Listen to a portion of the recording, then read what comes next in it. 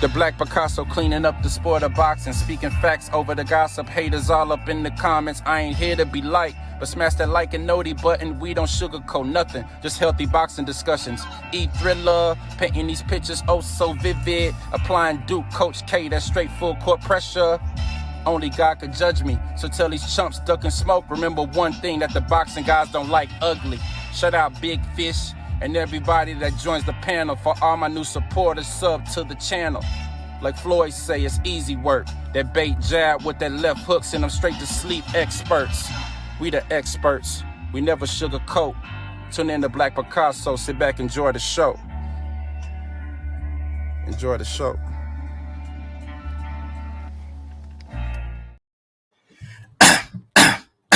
Now, before I get into what I'm about to get into, I just want to make sure that each and every one of you guys hit that like or dislike button. Don't forget to put some motherfucking Coach K Duke full court pressure on that sub button if you're new to the channel, and be sure to ring that noti bell so you can be notified via email each and every time your boy Thriller, aka Ham Rothstein, aka the Black Picasso, because I paint these pictures so vividly with my words on the sport of boxing whenever I feel like it. And once again, fight fans, ladies and gents, welcome back. Now, first things first, man. Shout out to everybody that's watching this live stream podcast on my YouTube channel, my Twitch channel, and my Facebook channel. Salute, salute, salute. Make sure y'all drop a comment and let me know who's up in this mug, man. Also, I want to give a quick shout out to all of my day one and my new supporters. I really appreciate your support. I really appreciate y'all for rocking with me, even though I'm coming on a little later than usual tonight. But first things first, I don't want to hold y'all for too long. Let's get straight to the chase. So as you can see, hold on, let me find my banner. Team Crawford's on. Bernie the Boxer, shout out to him. He dropped the bombshell on the World of Boxing the other day by revealing that the number one pound for pound king fighter in the world, and Terence Bud Crawford, aka the Boogeyman, at 147, is planning on moving up in weight to challenge the winner of Castano versus Charlo Part 2, in which I believe that fight is scheduled to March 16th or March 21st, some shit like that. I can't remember off the top of my head, right? And I'm pretty sure a lot of you are wondering, how and why is Bud Crawford going to make this move? Well, to answer your question, I think Bud is able to get a title shot right off the rip because he is the WBO super champion, right? Which means he would automatically become the number one contender for a shot at the WBO belt. And of course, those other three belts will be on the line because Charlo versus Castano 2 is for undisputed at 154 pounds, right? Now, I know a lot of you are wondering, why? Why in the fuck is Bud trying to move up to 154 when he can fight a Boots, when he can fight a Virgil, when he can wait around on Earl Spence, when he can try to fight a Keith Thurman? Well, for one, we all know Earl Spence is ducking, and that nigga has been wasting this man's time because he is so fixated on cleaning up his side of the street for whatever reason before he would even entertain the thought or the notion of giving us fight fans the fight that we have been all wanting to see for 4 goddamn years. And call me crazy. I mean, I'm just saying, but I don't even think if Earl gets past Ugas, I still don't think Earl Spence is going to take the fight with Terence Crawford. I'm going to just throw that out there. I mean, somebody let me know if I'm tripping in the chat, but I feel like Earl Spence is going to do any and everything in his will to avoid a fight with Terence Crawford, even if he cleans up his side of the street, quote unquote. I mean, those are his words, not your boy Thriller, aka the Black Picasso, right? That's coming from Earl Spence. But in my personal opinion, even if he gets past Ugas, let's just say he does. I pray to God that he does, because I really want to see this fight. Do we really, in our heart of hearts, truly believe that Earl Spence is going to give us the fight that we want to see? I mean, do you guys really think he's going to go up against Jordanis Ugas, a Cuban boxer, right? And then turn around and go up against the best boxer in the welterweight division? No, scratch that. The best boxer in the sport of boxing. Do you guys really think that shit is going to happen with Earl Spence? Because I don't. But I digress on that point. Because Earl has made it abundantly clear, right, that he is going to move up to 154. So if you are a Terence Bud Crawford, and shout out to one of my subs, I can't remember off the top of my head who put this in my head. I think it was either Herbie or maybe it was my boy Joe. Shout out to y'all. I hope y'all in the chat. And if not, then drop a comment in the playback and correct me if I'm wrong. But one of you guys said that not Earl, but one of you guys said that Bud Crawford should just beat Errol Spence to the punch. Because let's be honest, Earl has made it clear that he's going to move up to 154 pounds anyway. So if you are Terence Bud Crawford and you see the landscape of the 147-pound division where you have been blackballed, where you have been exiled, when you ain't even been able to fight for belts, I mean, this was your whole reasoning behind moving up to 147 to begin with, because you made it clear to everybody, including us fight fans, you know, the real bosses of boxing, that you want to go up against Keith Thurman and Errol Spence at the time, because those guys were the man. They were the guys. They had the straps, right? So we 4 years in and some change. Terence Bud Crawford has yet to get his hands on the Keith Thurman, and he has yet to get his hands on the Terence Crawford. And I mean, at what point do you decide as a competitor? No, scratch that. At what point do you decide as a man to stop chasing another grown man? Because you niggas can say what y'all want about Terence Crawford. You guys like to say, oh, well, he was chasing Manny Pacquiao for years. But Manny Pacquiao, say what y'all want about him. And I was the guy on YouTube, probably the only guy on YouTube who was calling Manny Pacquiao the biggest joke in the sport of boxing. Yeah, I said it. And I didn't stutter one fucking bit. I took the hits. Hey, man, I was cool with it. Right? But y'all like to say that, oh, Bud, why is he tired of chasing Errol Spence when he was chasing Manny Pacquiao for 6 to 7 years? Well, Manny Pacquiao wasn't coming out shitting on Terence Crawford's resume. Manny Pacquiao wasn't coming out saying Terence Crawford couldn't sell pay-per-views. Manny Pacquiao did come out and say, hey, he wanted 40 M's. But I mean, goddamn it. Now think about it. I mean, rightfully so. Rightfully so, because we all knew what was going to happen. Manny knew what was going to happen to him. If he were to ever get up in the ring with a Terence Bud Crawford, he was going to get his ass kicked. No, scratch that. The man was going to go to sleep experts. We already know what would have happened to Manny Pacquiao. So if I'm Manny, I'm with you. Hey, man, hey, you were totally justified for asking for $40 million because the shit that Bud Crawford would have did to Manny Pacquiao. But I digress on that point. Back to the subject at hand. Let me remove this shit. But if you're Terence Crawford, you might as well go ahead and move up to 154, man, and try to beat Errol Spence to the punch, because wouldn't it be even better, or would it make the pot even sweeter if Terence Bud Crawford were to go in there and upset a Jermell Charlo? And everybody knows how close him and Errol Spence are. And we all know the bad blood that him and Terence Crawford have. I mean, they've been sending shots at each other on Twitter for years on top of years, right? So wouldn't it be so gangster for Bud to say, you know what? You can flex your muscles right now, Earl, at 147, because I get it. You're trying to use this little leverage you got. You're trying to use the PBC. You hide behind boxing politics. The WBA is allowing you to pay step-aside money to Stanley Onis just so you can get the third belt to try to position yourself to 80-20 a nigga. You understand what I'm saying? Or the 70-30 a nigga, or the 60-40 me. I mean, this is the shit that Errol Spence was saying. So if I'm Terence Bud Crawford, I say, you know what? In order for me to even the score, now this is no guarantee because, again, both fighters are with the PBC, Castano and Charlo. But the fact that this man is the WBO super champion, and the fact that he can position himself to say, you know what? I want to become the mandatory on whoever win this Charlo versus Castano fight, part 2, then maybe, just maybe, if he take that big gamble, if he take that risk, he can go in there and upset a Castano. Or hell, he can even go in there and upset a Charlo. It's not beyond the pale, because I'm going to be honest with y'all.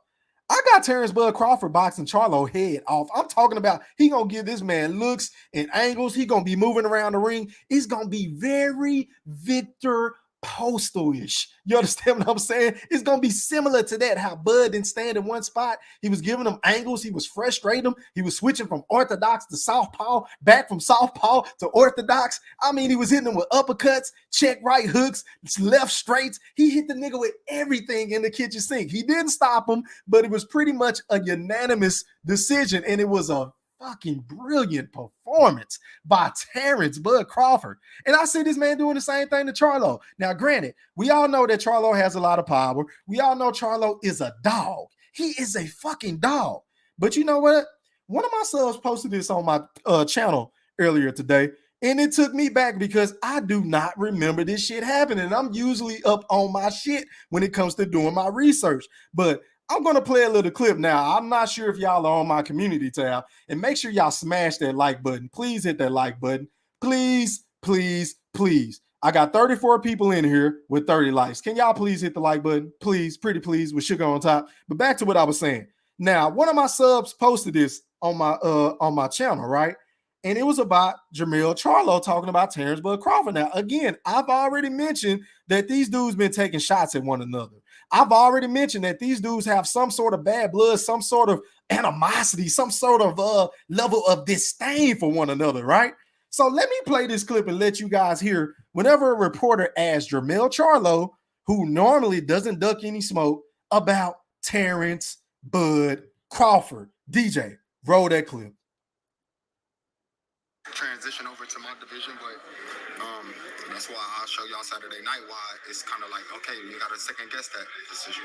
What about a Terence Crawford if he ever is willing to go to 54? You think that's a good fight? And they can make some money. Yeah. I believe Danny Garcia also is looking at 154. That's a lot of guys. Why they don't fight each other?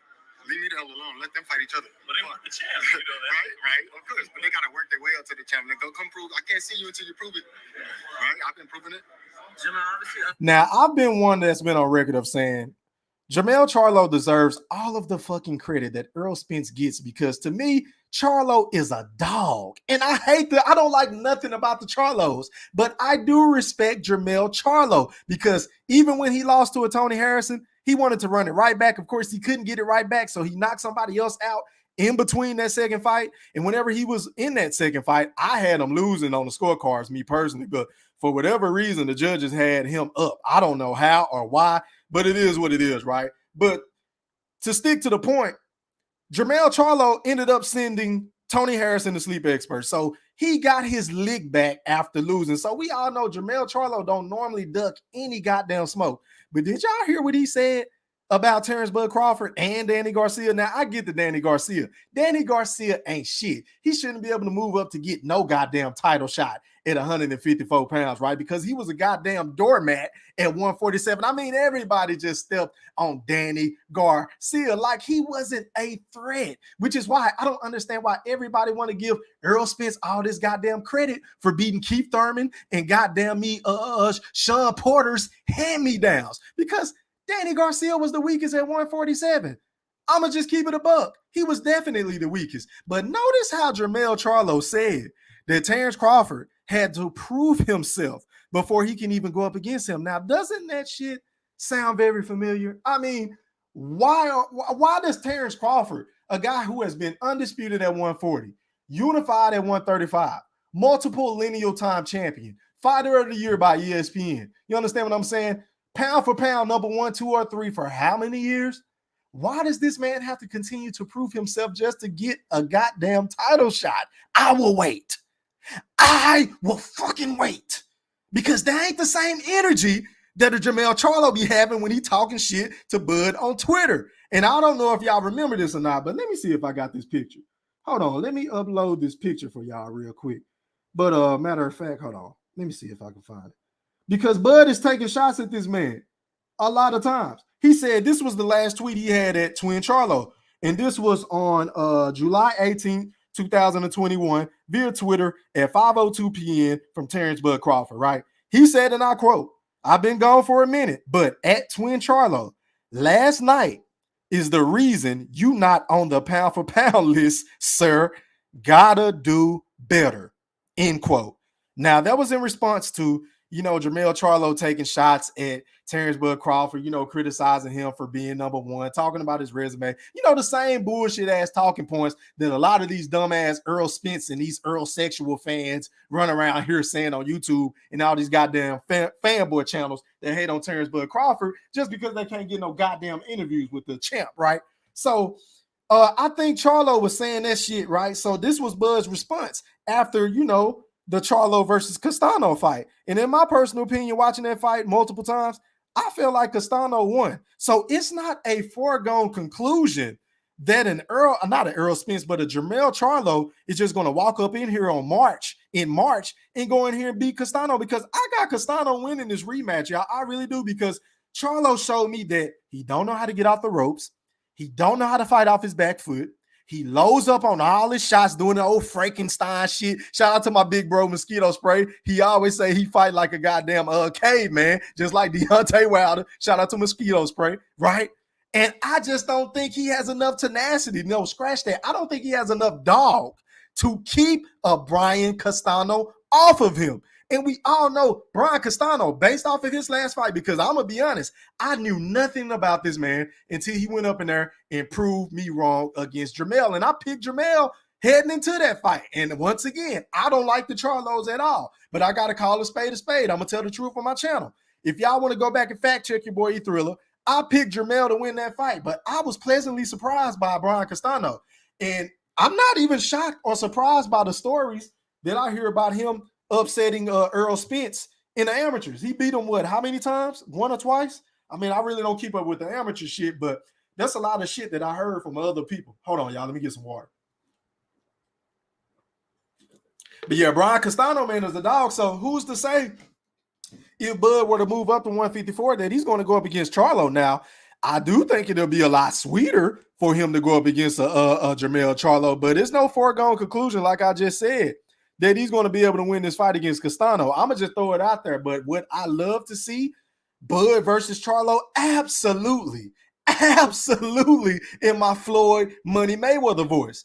I would absolutely love that matchup, man, because styles make fights, and this would be a very dangerous fight for Bud. I'm not going to sit up here and just act like he's going to just go in there and knock Charlo out. But I do think if Bud is calculated and if he take educated risk, that he can outbox and outconfuse Jermell Charlo, who is basically looking for one big shot ever since he's been with Derrick James. I mean, the proof is in the pudding. Just look at the man's fighting style from when he was with Ronnie Shields up until Derrick James. But I digress on that point. Shout out to everybody that's in this mug, man. I got 54 people watching this mug with 38 likes. Can y'all please hit the like button? Please, please, please. I already got YouTube hating on my channel, you know, flagging me for like 4-second clips that I play in my live stream. You understand what I'm saying? So can the other 14 people, because I got 40 likes now, can the other 14 people please hit the like button? Please, please, please, please hit the like button and put some Coach K full court pressure on that sub button if you're new to the channel. But once again, man, I don't think it's a foregone conclusion that Charlo is going to get past Castano. But I do think Bud should really explore the opportunity to move up to 154, man, because you can't just keep wasting away your prime years waiting on a guy that don't want the goddamn fight. Errol Spence just doesn't want the fight. I don't know if it's Tim Smith. I don't know if it's Tom Brown. I don't know if it's Al Heyman. I don't know if it's Derrick James. I don't know if it's Errol Spence. I don't know who it is. It could be a combination of all of those individuals put together, right? But at the end of the day, for whatever reason, these dudes are not interested in fighting Terence Crawford. I don't know if they want him to accept a low guarantee, because we know he just made $6 million to go up against Sean Showtime Porter, right? And we all know the money that Terence Bud Crawford has made because it's well documented in the lawsuit that he has against Bob Arum and Top Rank. So maybe PBC looking at him like, man, I don't know if I'm willing to give you this money, but I think it's BS, because let's be honest, that fight sells itself for Tim Smith to come out and say, oh, we don't know what he wants, but I'm pretty sure he's a proud champion. We don't want to insult him. Well, why not call the man? Why not sit down and have a conversation? I mean, isn't that what negotiations mean? Isn't that what negotiations mean? Meaning, hey, man, hey, you offering me this, but hey, can I, try to get this? Or, can we meet somewhere in the middle? But y'all ain't even got to that point yet. And inquiring minds, no, the real bosses of boxing want to know, why haven't y'all even reached out to this guy? Why haven't y'all reached out to him? What does Bud Crawford have to do? But I'll tell you what, man, in my personal opinion, I'm getting to the point where I'm just over the Errol Spence versus Terence Crawford fight. I mean, if it happens, great for the sport of boxing, but pardon me, I think the shit is going to happen too late, man. It's looking like if and when that fight happens, they're trying to age Bud out. Of course, Earl Spence, I feel like he's refurbished anyway because he's like a used cell phone. Whenever you crack your screen and you take it to your local mom and pop shop and you get your phone back, you don't know if they'd put a virus on it. Yeah, they fixed the goddamn screen and the screen protector, but I don't know what's in my phone. So I don't know what Earl Spence is going to show up against your Danish Ugas April 16th or whatever the date is. I don't know if this is going to be the old Earl Spence that went up against Sean Porter or if this is going to be a new and improved Earl. I don't know. The man is refurbished. We don't know. So I guess we just got to wait and see how the shit all plays out, man. But Terence Bud Crawford, if you are listening, this is your boy E Thriller, a.k.a. the Black Picasso. I know you tired of this shit, my brother, because I'm tired of it for you. I'm tired of going back and forth with these idiotic Earl Spence fans. I'm tired of dropping all these goddamn ducking videos. I mean, I can make 50 of them if I wanted to, but I just get burnt out on it. And y'all let me know in the chat. I know I'm behind on the comments. As a matter of fact, I'm about to get to the comments in just a second. But somebody drop something in the chat and let me know if y'all are ready for part number 14. You know, drop a number 14 and let me know if y'all are ready for your boy E Thriller, a.k.a. the Black Picasso, to paint some more pictures in regards to Earl Spence ducking the smoke with Terence Bud Crawford. Drop the number 14 in the chat, man, and I'll do my best to go in and give y'all what y'all want because I'm only here to clean up these YouTube streets, right? I'm only here to make the fights that we want to see and to apply that Coach K full court pressure for all 4 quarters. I'm not stopping pressing. I mean, I'm on my JJ Redick, Jason Williams, Trajan Lane. I'm on all that type. Elton Brand. You understand what I'm saying? I'm on my Duke shit. Carlos Boozer. Shout out to all my Dukies, man. I'm on that type of time right now. I'm not letting up on Earl Spence and all these other goddamn ducks in the sport of boxing because we ain't getting the fights that we want to see. And I know I sound like a broken record because I probably say this on every goddamn live stream. But my man, can we please, and I mean please, start getting some fights that we want to see in 2022? Can we please? But back to the chat I go. But before I go to the chat, it's 62 people in here with 48 likes. Can the other people please hit the like button? Please, pretty please. I'm waving my hand. Please hit the like button. But back to the chat I go. Let me start from the top. Let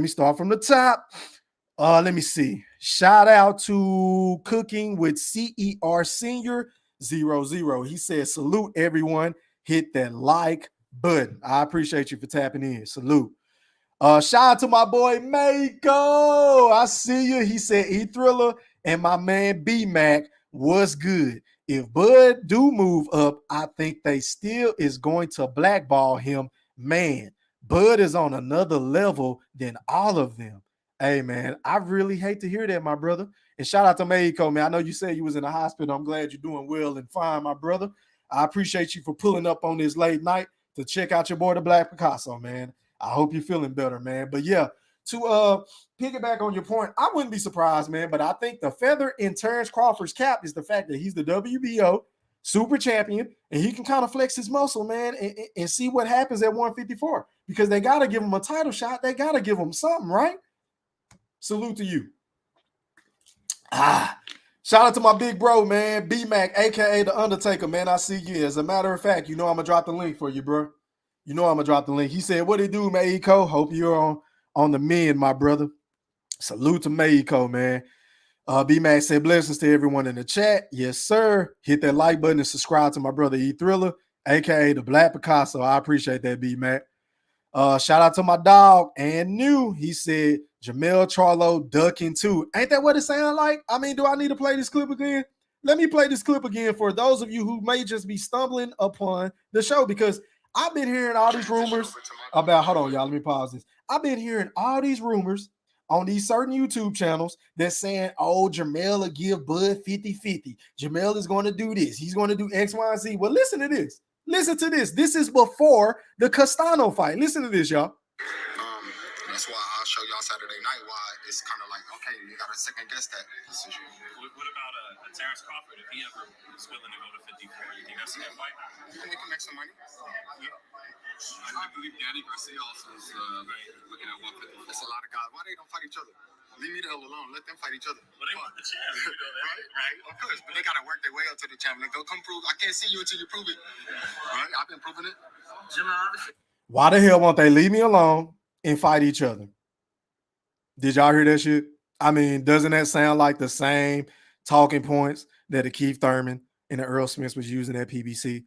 Are these guys on code to just all say the same thing when it comes to Bud? I'm just saying. I don't know. But shout out to my boy Mayiko. He said, E-Thriller, I don't know if it's true or not, but I heard that they are giving Ugas 50-50 for the Spence fight. Have you heard anything about that? Absolutely not, my brother. And I hope you are lying.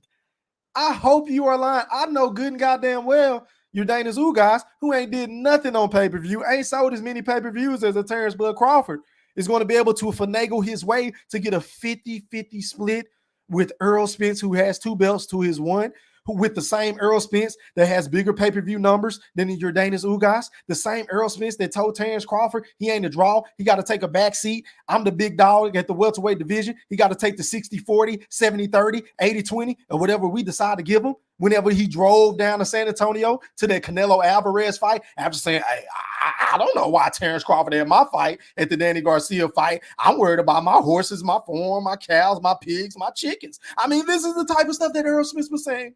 So are you meaning to tell me that man, I don't even know what to say. I'm done, bro. Salute to D Lucky, man. I see you. Salute.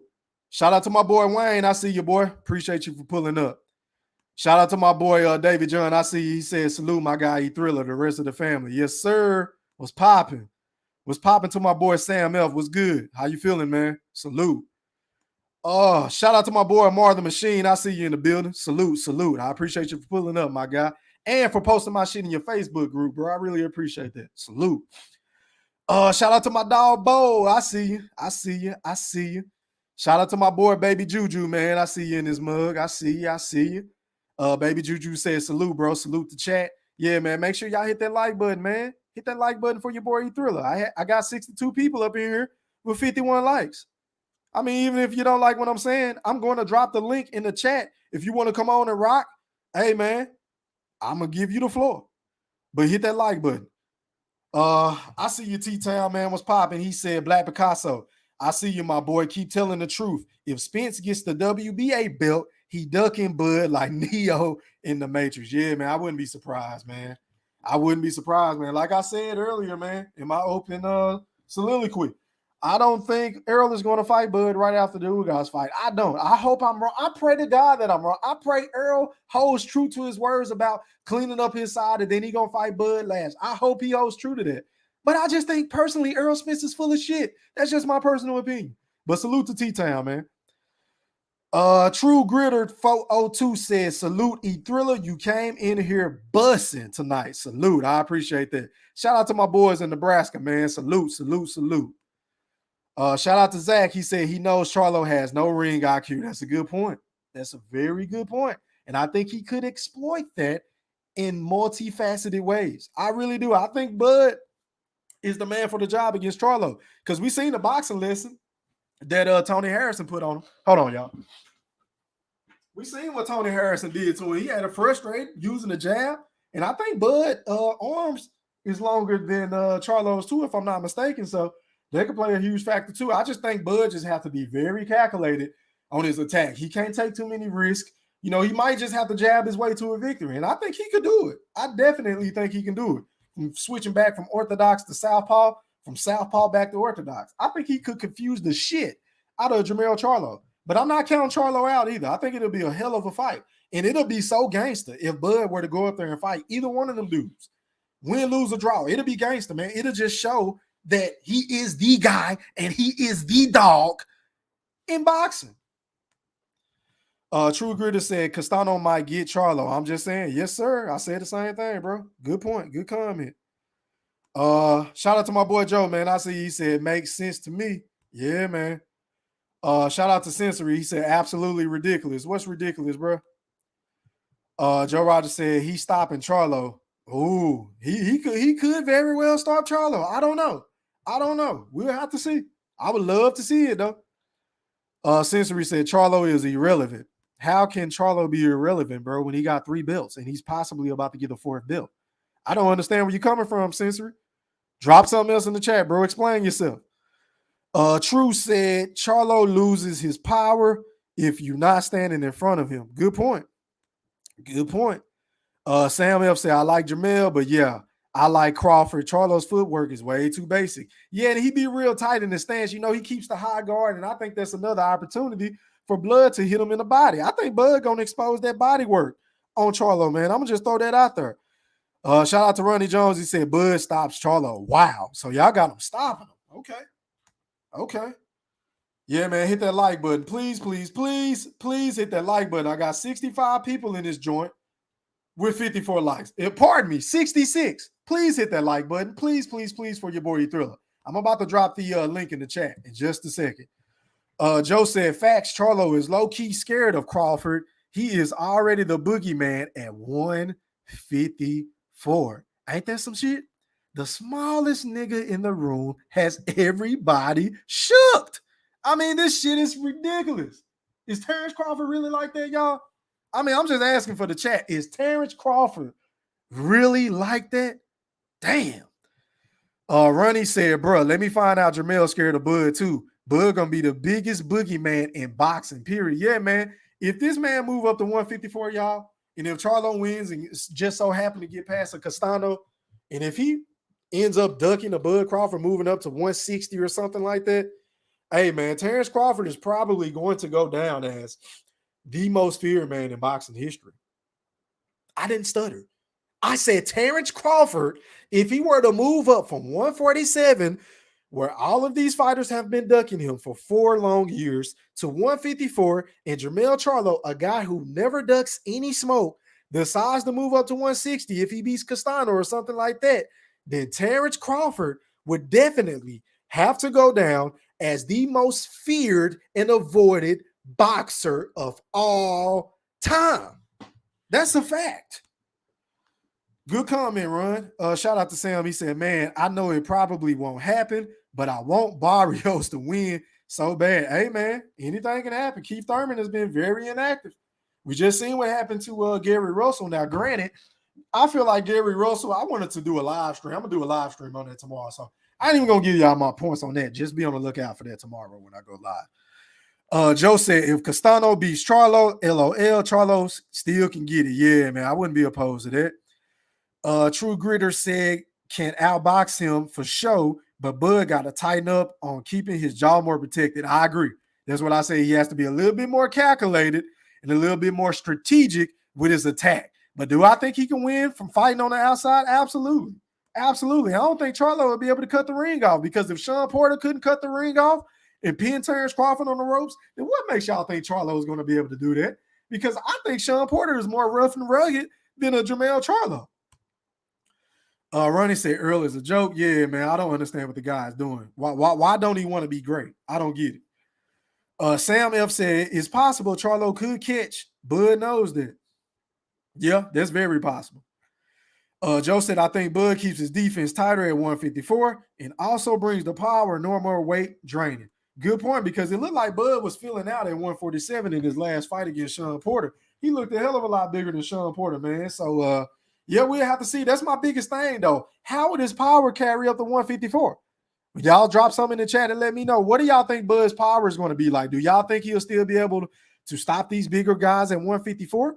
Or do you think he's going to be kind of similar to a Money Mayweather, where he picking his shots, he ain't really trying to stop you, he's just trying to outbox you for 7 to 8 rounds, you understand what I'm saying, and get a win by decision? Y'all let me know. Let me see where we at. Damn, I'm behind on these comments. Sam said, we don't know what Thurman we're going to get. That's a good point. Ronnie Jones dropped the number 14. Bet. Shout out to True G. He said, we appreciate you for telling the truth. Yes, sir. All the time. 9 times out of 10, your boy Thriller is going to tell the truth, even if it's on my guy. You understand what I'm saying? Shout out to Joseph, man. He dropped the number 14. Bet. Joe said, if Spence wasn't chicken shit, I would be more happy for Crawford to retire him, but he is. So King Bud Crawford, 154-pound boogeyman. Shout out to my boy Craig. He Thriller was good, my brother. Dropped the number 14 on him. Bet. I got you. Shout out to my boy Joseph, man. He said, salute everybody. Once again, it's on. Bud would make Spence move up to 154. Craig Smith says, salute to everybody in the chat. Yeah, I appreciate that, man. Baby Juju said, all them MFs are ducks. Yeah, man. I didn't like what I heard from Charlo at all. I wasn't expecting that. That took me by surprise. Shout out to everybody that's in this mug, man. 71 people up in here. I got 61 likes. Can the other 10 people please hit the like button? Please, please, please, please hit the like button. Please. Let's see. Let me see who I ain't got. I see you. What's popping to Vincent Coleman, man? He said, salute, fam, in the chat. What's good, E-Thriller? What's popping? I appreciate you for tapping in on this lovely night, man. Sensory said, if Al Heyman is getting 33 when 1/3 from both persons, I give Ugas 50% too. Okay. True Gritter said, as long as Bud protect his jaw with Charlo, then it's another dub for Bud. Yeah, I agree. Shout out to my boy Herbie, man. I see you. He said, what up, E? What's popping, fam? Salute. I see you, Caps and Full G. Salute, man. Make sure y'all go sub up to my boy Caps and Full G, man. He be dropping dope content as well. Sub up to him, man.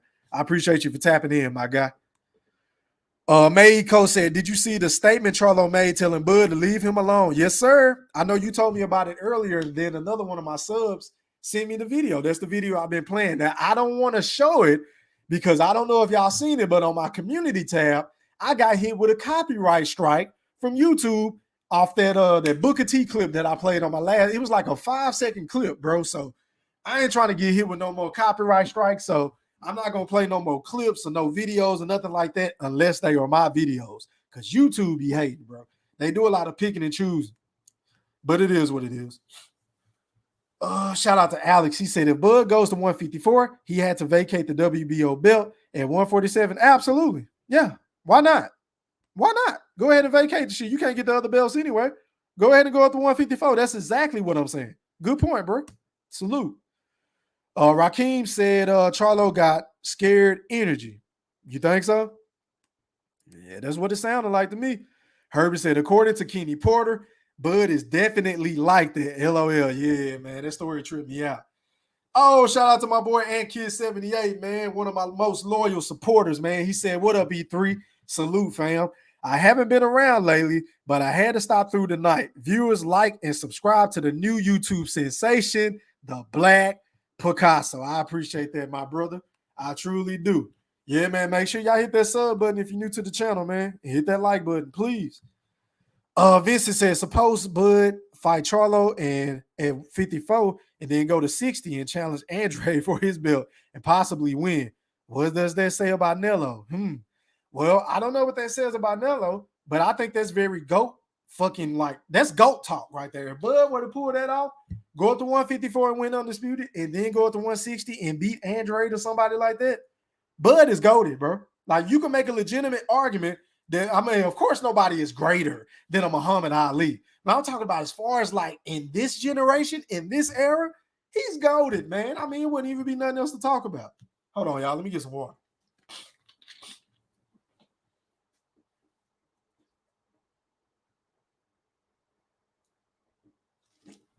Yeah, that was a hell of a question, Vince. Salute.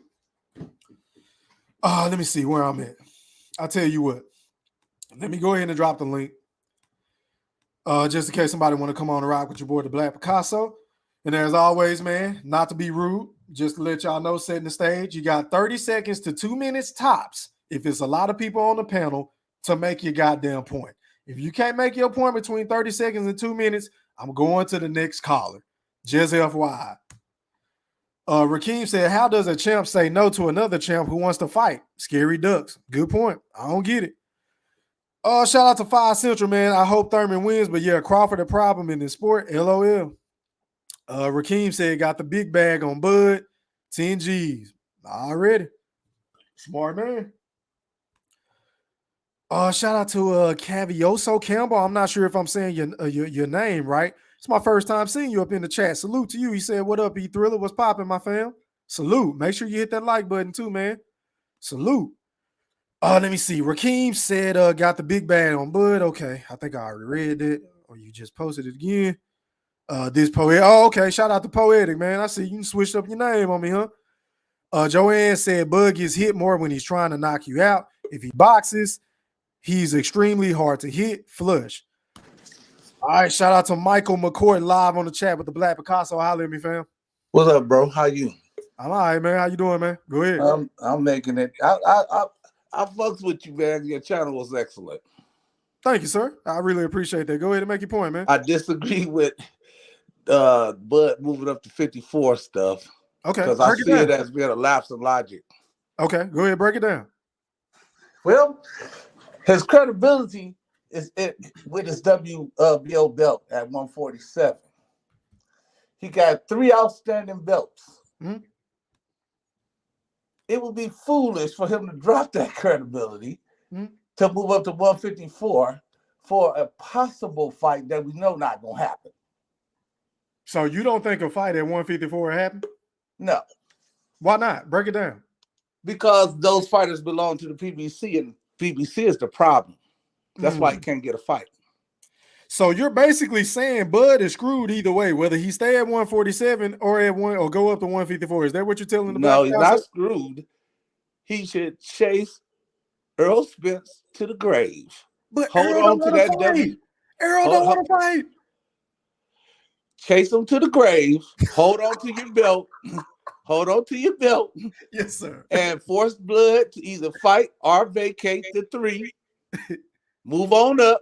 He could always move up after Spence. Ain't no hurry. Yeah, good point. Good point. Chase that nigga to the grave. Let that hoe drop the belt or do whatever you're going to do or fight. It don't matter. Yeah. Take the fight. If you don't take the fight, even though I think that Smith's going to lose, but let's say he wins. Okay. Let him drop them belts, move on up, then follow him after you get undisputed at 147. The goal is not Spence per se. Mm. The goal is achieving undisputed in 2 weight classes.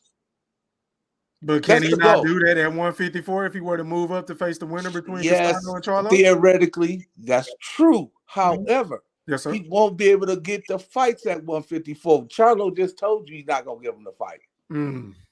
Damn. Yeah, I mean, he didn't sound any different than Spence. I'm going to be honest. You're right. He's not going to sound no different because PBC is the problem. Let me ask you this. Yes, sir. Bud is a free agent, correct? Yeah. Yes. Why haven't Al Heyman signed Bud to at least a 1-fight deal? I've been scratching my head trying to figure out that same thing, man. Ain't no need I to don't scratch know. your head, bro. They not going to pull Bud in. Bud ain't one of them sissies. So what do you think is the reason behind this, Michael? Well, what do you think is the reason behind them not seeking out a Terence Crawford? Because in my opinion, I feel like they can make more money with Bud than Earl Spence moving forward. That's just my personal opinion.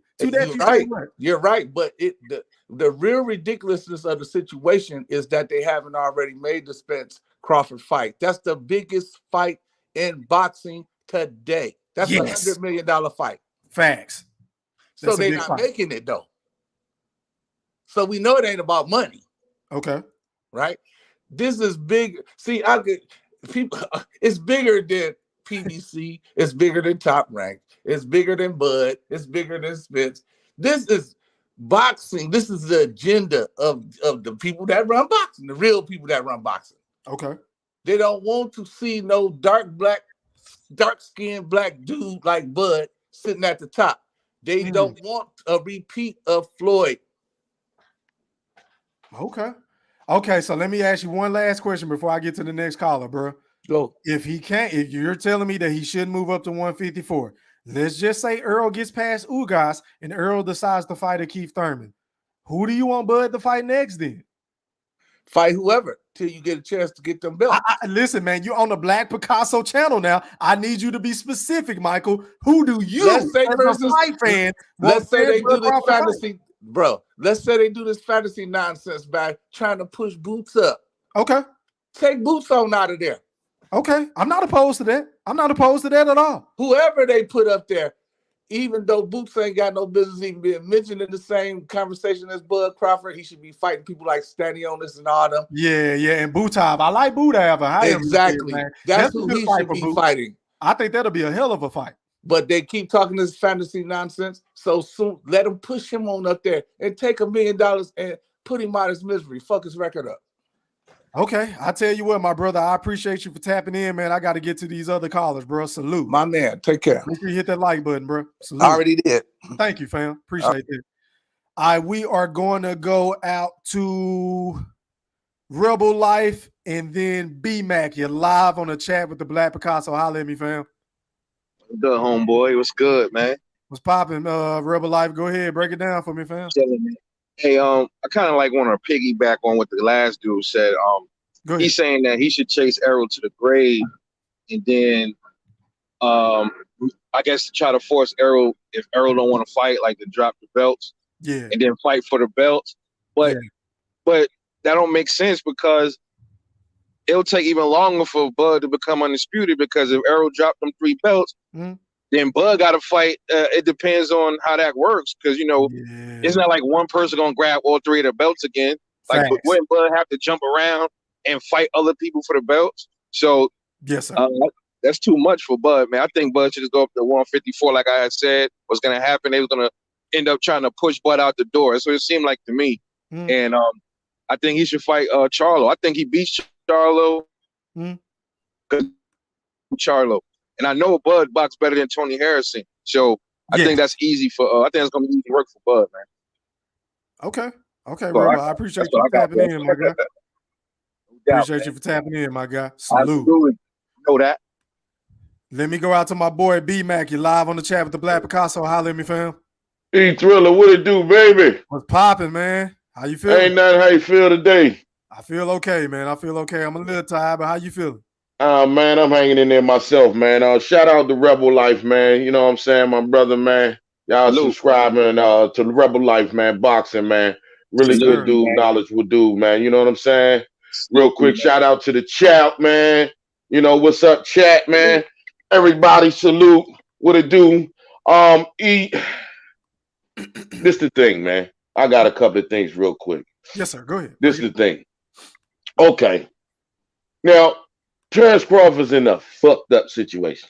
It's just plain and simple. I don't care how you slice it. That's my first time hearing you say that, B-Mac. Go ahead. In a fucked up situation. Yeah, he is. I mean, he is. I mean, you know what I'm saying? He's really in a fucked up situation. You know what I mean? Honestly. And it's cold, you know, it's fucked up that it's got to be this way. And this is what I be talking about with some of the fans, man, when you got to put pressure, you know, on all this sides of the streets and this, that, and the other. Okay. Y'all saying let's move up. Let's move up to 54 and let's challenge Charlo and Castano winner. Okay. All right. To rebut my gentleman that was on previously. Yes, sir. He can go up and get a title shot. It's not like he's gonna go up and not get a title shot. By the WBA rules, he can go up and get the title shot. So that's guaranteed that he can do that. You said the problem is the WBO. WBO. Okay, the WBO. Okay. If I say WBA, I made a mistake. I meant the WBO. So if he goes up with the WBO and challenge, right? The thing is that after they had this unification match, who says that they won't just drop the fucking belt? Who says that if Bud is not signed with the PBC, he will not get the fight? Plain and simple. If he do sign with the PBC, he still ain't guaranteed to get the fight. But I tell you what, if he ain't signed, I guarantee you he won't get the motherfucking fight. Okay, B-Max, so sitting up here listening to you, not to cut you off, bro, but it sounds like you're kind of coming around to the possibility of Bud biting the bullet and going to the PBC, is what it sounds like to me. Am I wrong? Nah, he can do what he wants to, because at the end of the day, I understand why he don't want to go. Listen, I understand he can do what he wants to. I'm saying, in your opinion, what do you think he should do?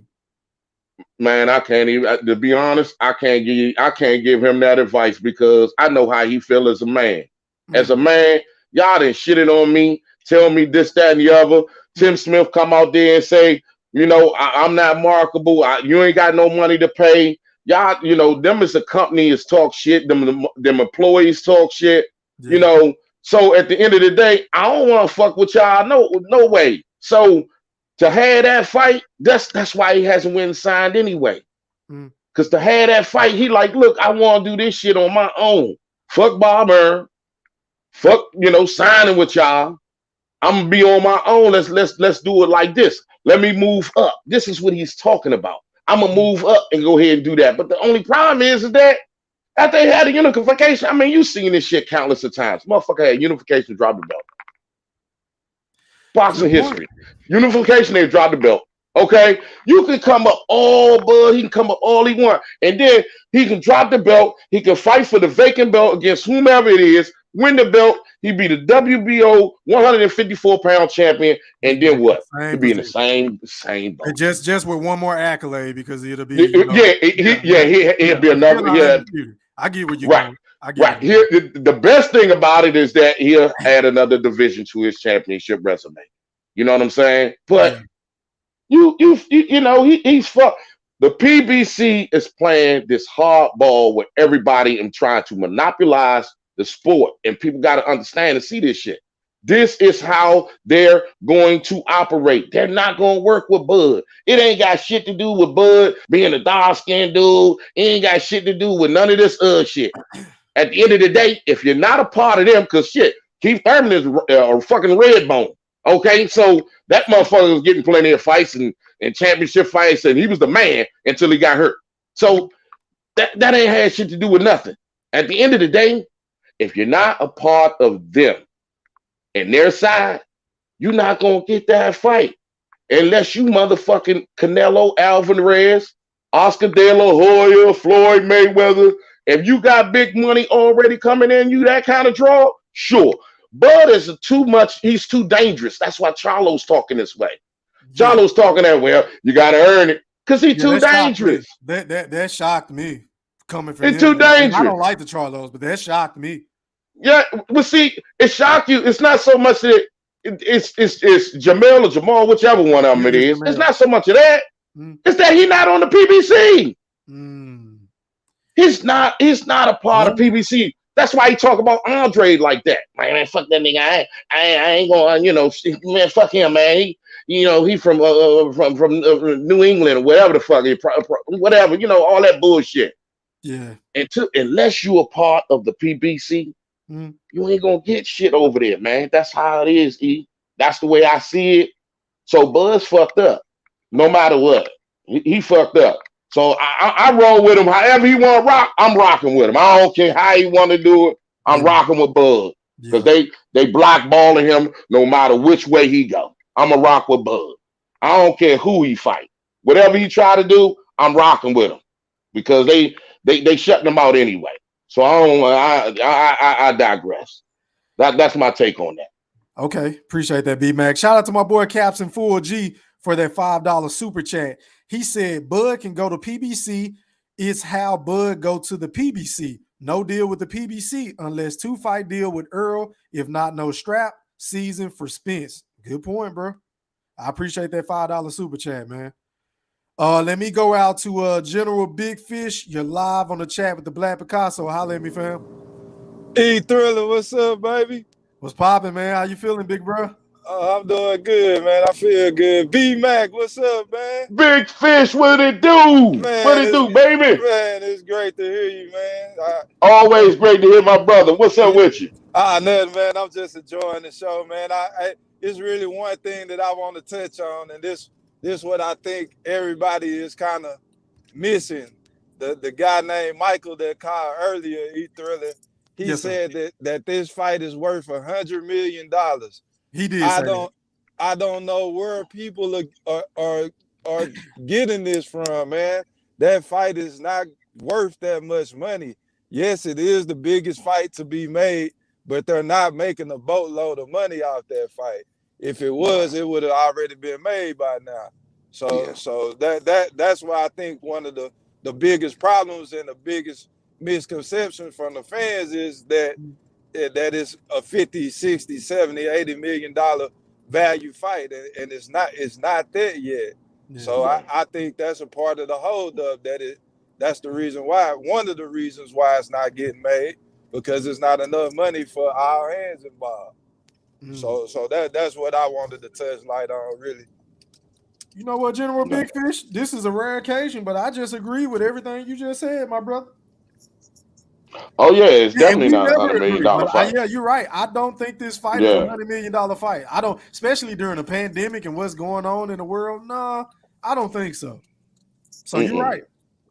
Yeah, I think it's a lot of people out here that think that fight is worth that much, and it's not. No. Nah, I don't think so. Yeah, so No, maybe a rematch of the trilogy. Yeah. You know, we can get to that level, but that's the whole point. You got to fight first. Yeah, exactly. Good point, B Mac. That all you had to say, General Big Fish, before I go to the next. Yeah, that's all I got for you. Okay, I'm gonna put you on mute, bro. Okay, I'm going out to Bo. You live on the chat with the Black Picasso. Holla at me, fam. Hey, what's up, fellas? How you doing? What's popping? What it do, Bo? What it do? What's up, Bo? What's up? What's going on? Now, I think Bud should just go ahead and go to 54. It seemed like that's what Bernie was talking about the other day, anyway. Yeah. Because them dude, well, I don't know if it's the PBC itself. I think it's just Errol Spence. Like this dude, to be honest, it just seemed like he doesn't want to fight him. Whereas though, even if Charlo is speaking the same language, let's just say if he does beat Castano in the rematch, he's gonna have to, fight Bud if he moves up or vacate. And if he decides to vacate, that says more about the PBC, you know what I'm saying, than anybody else. Because the thing is that like if I was him, let's just say if Charlo doesn't vacate his belt, but for some reason they trying to use politics to not fight Bud at 154. If I was Bud, I will sue. I'll be like, yo, I'm gonna drop a lawsuit on the PBC and the WBO until they clean up the sport with all this hiding behind politics and sanctioning bodies and stuff like that. I mean, because this is pretty much unfair to boxers and whatnot. Like this fight with Errol Spence should have been happened. Like everybody know this fight should have been happened. Yeah. But the fight ain't being made. So I just think he should go ahead and go at 154, because if he goes at 154 and he get those belts, you already know a lot of PBC fans are gonna be like, oh well, he didn't want to fight Errol Spence. Like, nah, that's a lie. We've been trying to do that for 4 years. He ain't want it. But yeah, that's pretty much what I got right now. Yeah, I think I know Bud want his money from Bob Arum, and rightfully so. But man, I wish he could sue the PBC, man, because they really the ones that's Xing him out. They freezing his ass up. But good seem like they're trying to age him out too, to be honest. Yeah, they're looking for some sort of slippage, maybe. I don't know. They might be waiting for a long time, man, because Bud was looking real sharp against Sean Porter. But let me go out to Poetic. You live on the chat with the Black Picasso. Holla at me, fam. Y'all can hear me? Yeah, we can hear you. How you doing, man? Yeah. All right, man. How y'all doing, man? Y'all straight? What it do, Poetic? What it do? Going good. Go ahead and break it down, man. What are your thoughts on the topic at hand? My whole thing with this, man, like this, I think this is like getting a bit too insane with all this political shit, man. And you kind of sound muffled, Poetic. Not to cut you off, bro. You kind of sound muffled. You got a little bit. Do I sound muffled now? People in the chat can barely hear you, bro. What'd you say? Do I sound muffled now? Yes. No, you sound way better. Go ahead. Okay, look, this political shit that they got going and is ducking people, like, bro, this shit getting way too out of hand. Like, this shit with Terence Crawford, bro, is getting to the point where it's like, god damn, like, cause I don't know, like, okay, I personally feel like 147 might be his strongest weight class. You know how sometimes when people move up weight classes, they power get a little less. I don't want that to happen to him. You know what I'm saying? I don't want him to move all up to 160 and he ain't got that same power because he is a smaller guy compared to like Arrow and stuff like that. But like, this just really sucks, man. It really sucks that the sport of boxing is like this. That like this nigga Terrence, like legit, he can't get a fight. And like at 154 and 147, everybody is at fucking PBC. And he can't go to he can't go to the lightweight classes because the shit he got going with Bob, and Bob got everybody in the lightweight classes.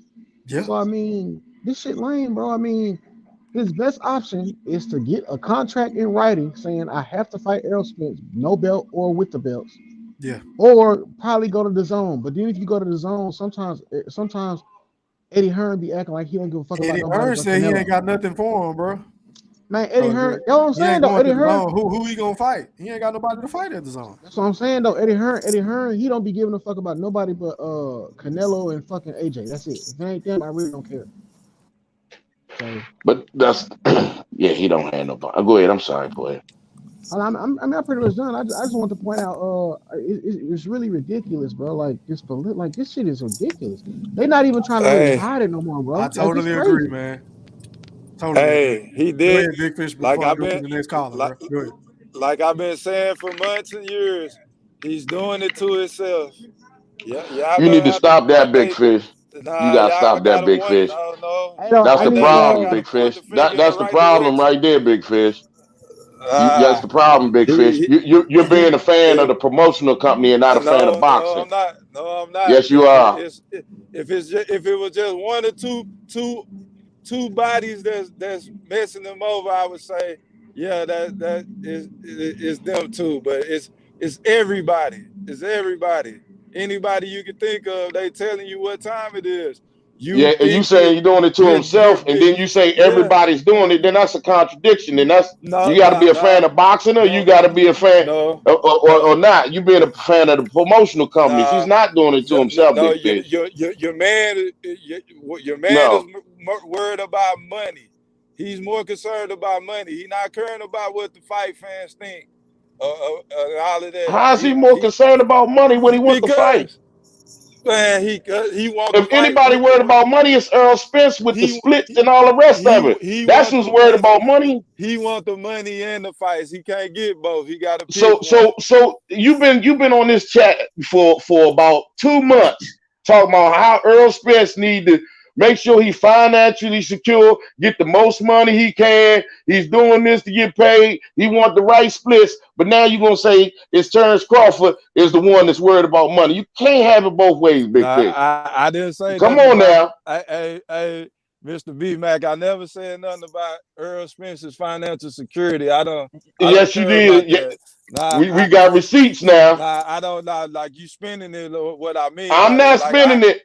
I could care less about what either of them making. No. I'm just I know calling not you personally. yeah. Not I you know. personally, but you saying that Earl Spence is doing that, That's why not he's you taking a low personally. risk, No, low reward Exactly. fight. yeah, You but saying You Earl said that. Spence You is have doing said it. that, bro. Right. That's what I'm saying. Not you personally, but you said Earl Spence cares about that. That was your way of justifying him fighting Bud last. But go ahead, finish making your point. Yes. If I go to the next caller. So what my whole point is that Bud is gonna have to bend. He's not willing to bend because of his skills and ability. That's not questioned by me at all. He is a highly skilled, great fighter. But the other side of it that we don't like to talk about, the business side, is where he's losing that. He's on the wrong side of that. So he has to bend to these guys' demands or not fight. He like you just said earlier, B Mac, he's in a fucked up position. Yeah. So he just gotta he just gotta take the fight. He can't worry But about I wouldn't be into nobody's will though, Big Fish, and I don't think you would either, because you too much of a man either.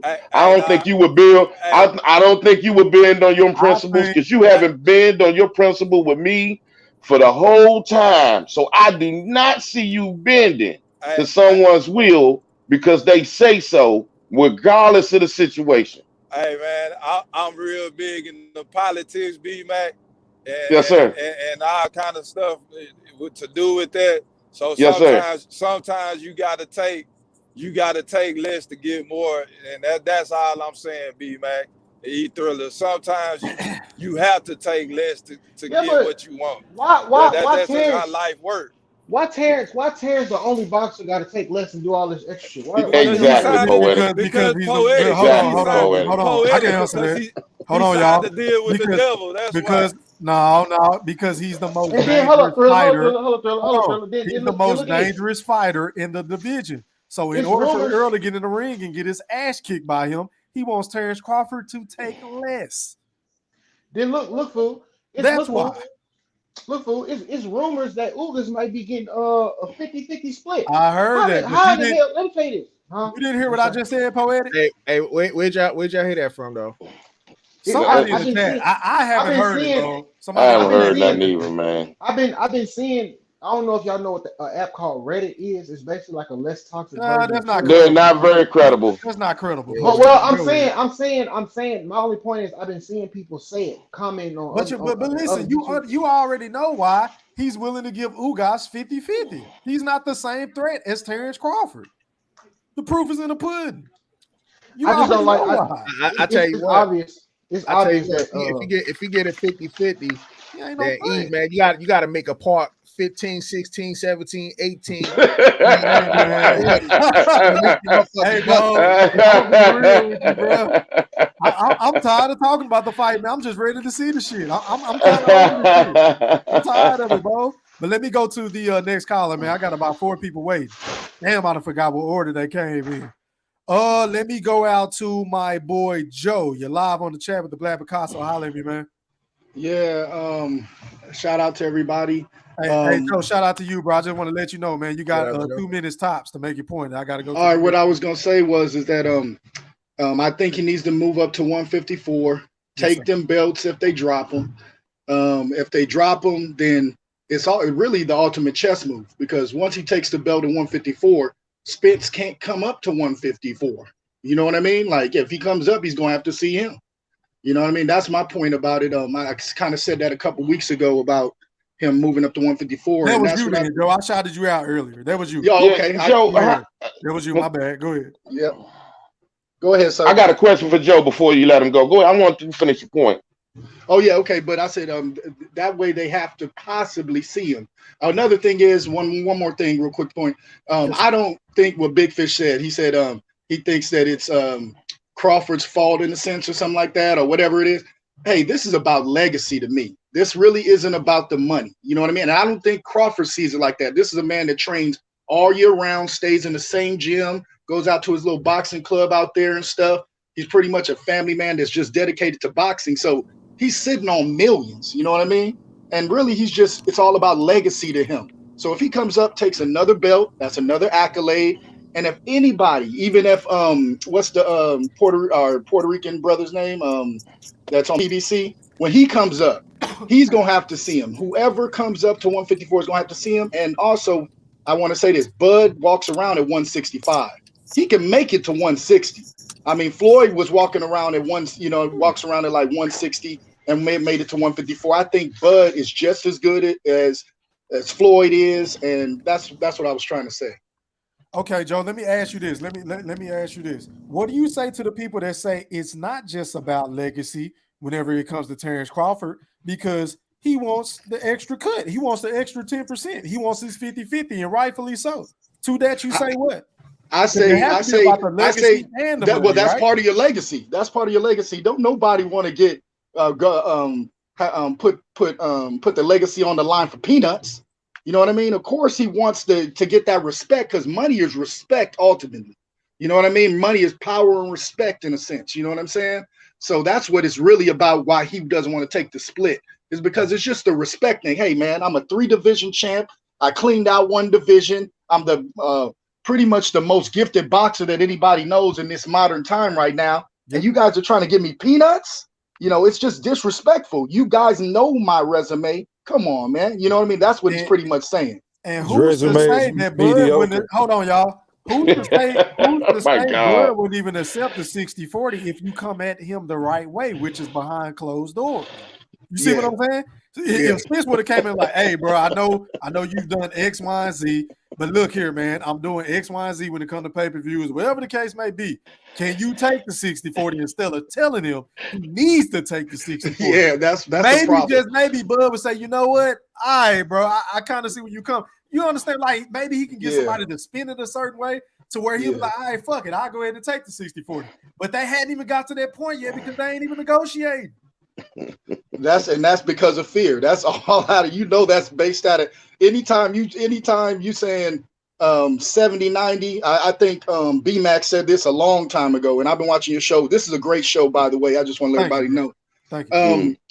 B-Max said it a while back, when you start talking this 7, you don't really want the fight. You're just looking for an excuse, and you're going to use money as a excuse, because nobody, even if he was the most, unless this guy was a person you come up and just box around because he's just starting in the game, that's who you give a 70-30 split to. You never give a guy who's as seasoned and with all these accolades like Crawford a 70-30.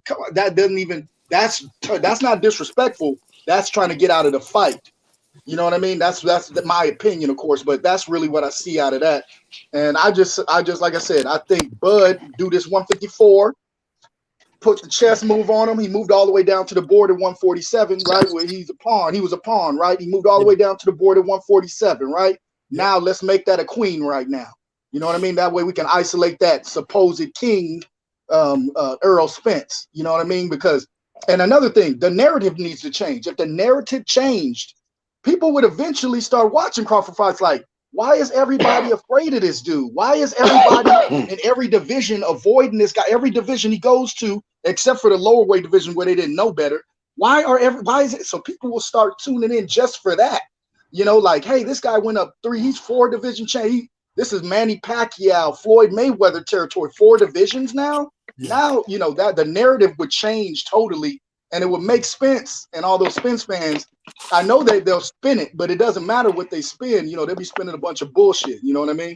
Yes, sir. Good point, Joe. I'm going to go to the next caller, bro. I'm going to put you on. Sir. Okay. Shout out to my boy Caps and Full G live on the chat with the Black Picasso. Holler at me, fam. How you feeling? Hey, yo, Caps and Fool, I can't hear you, bro. Unmute your mic. Yo, Caps and Fool. You're going to have to unmute your mic, bro. I can't hear you. Hey, you may have to log out and log back in, fam. He probably got his Bluetooth on.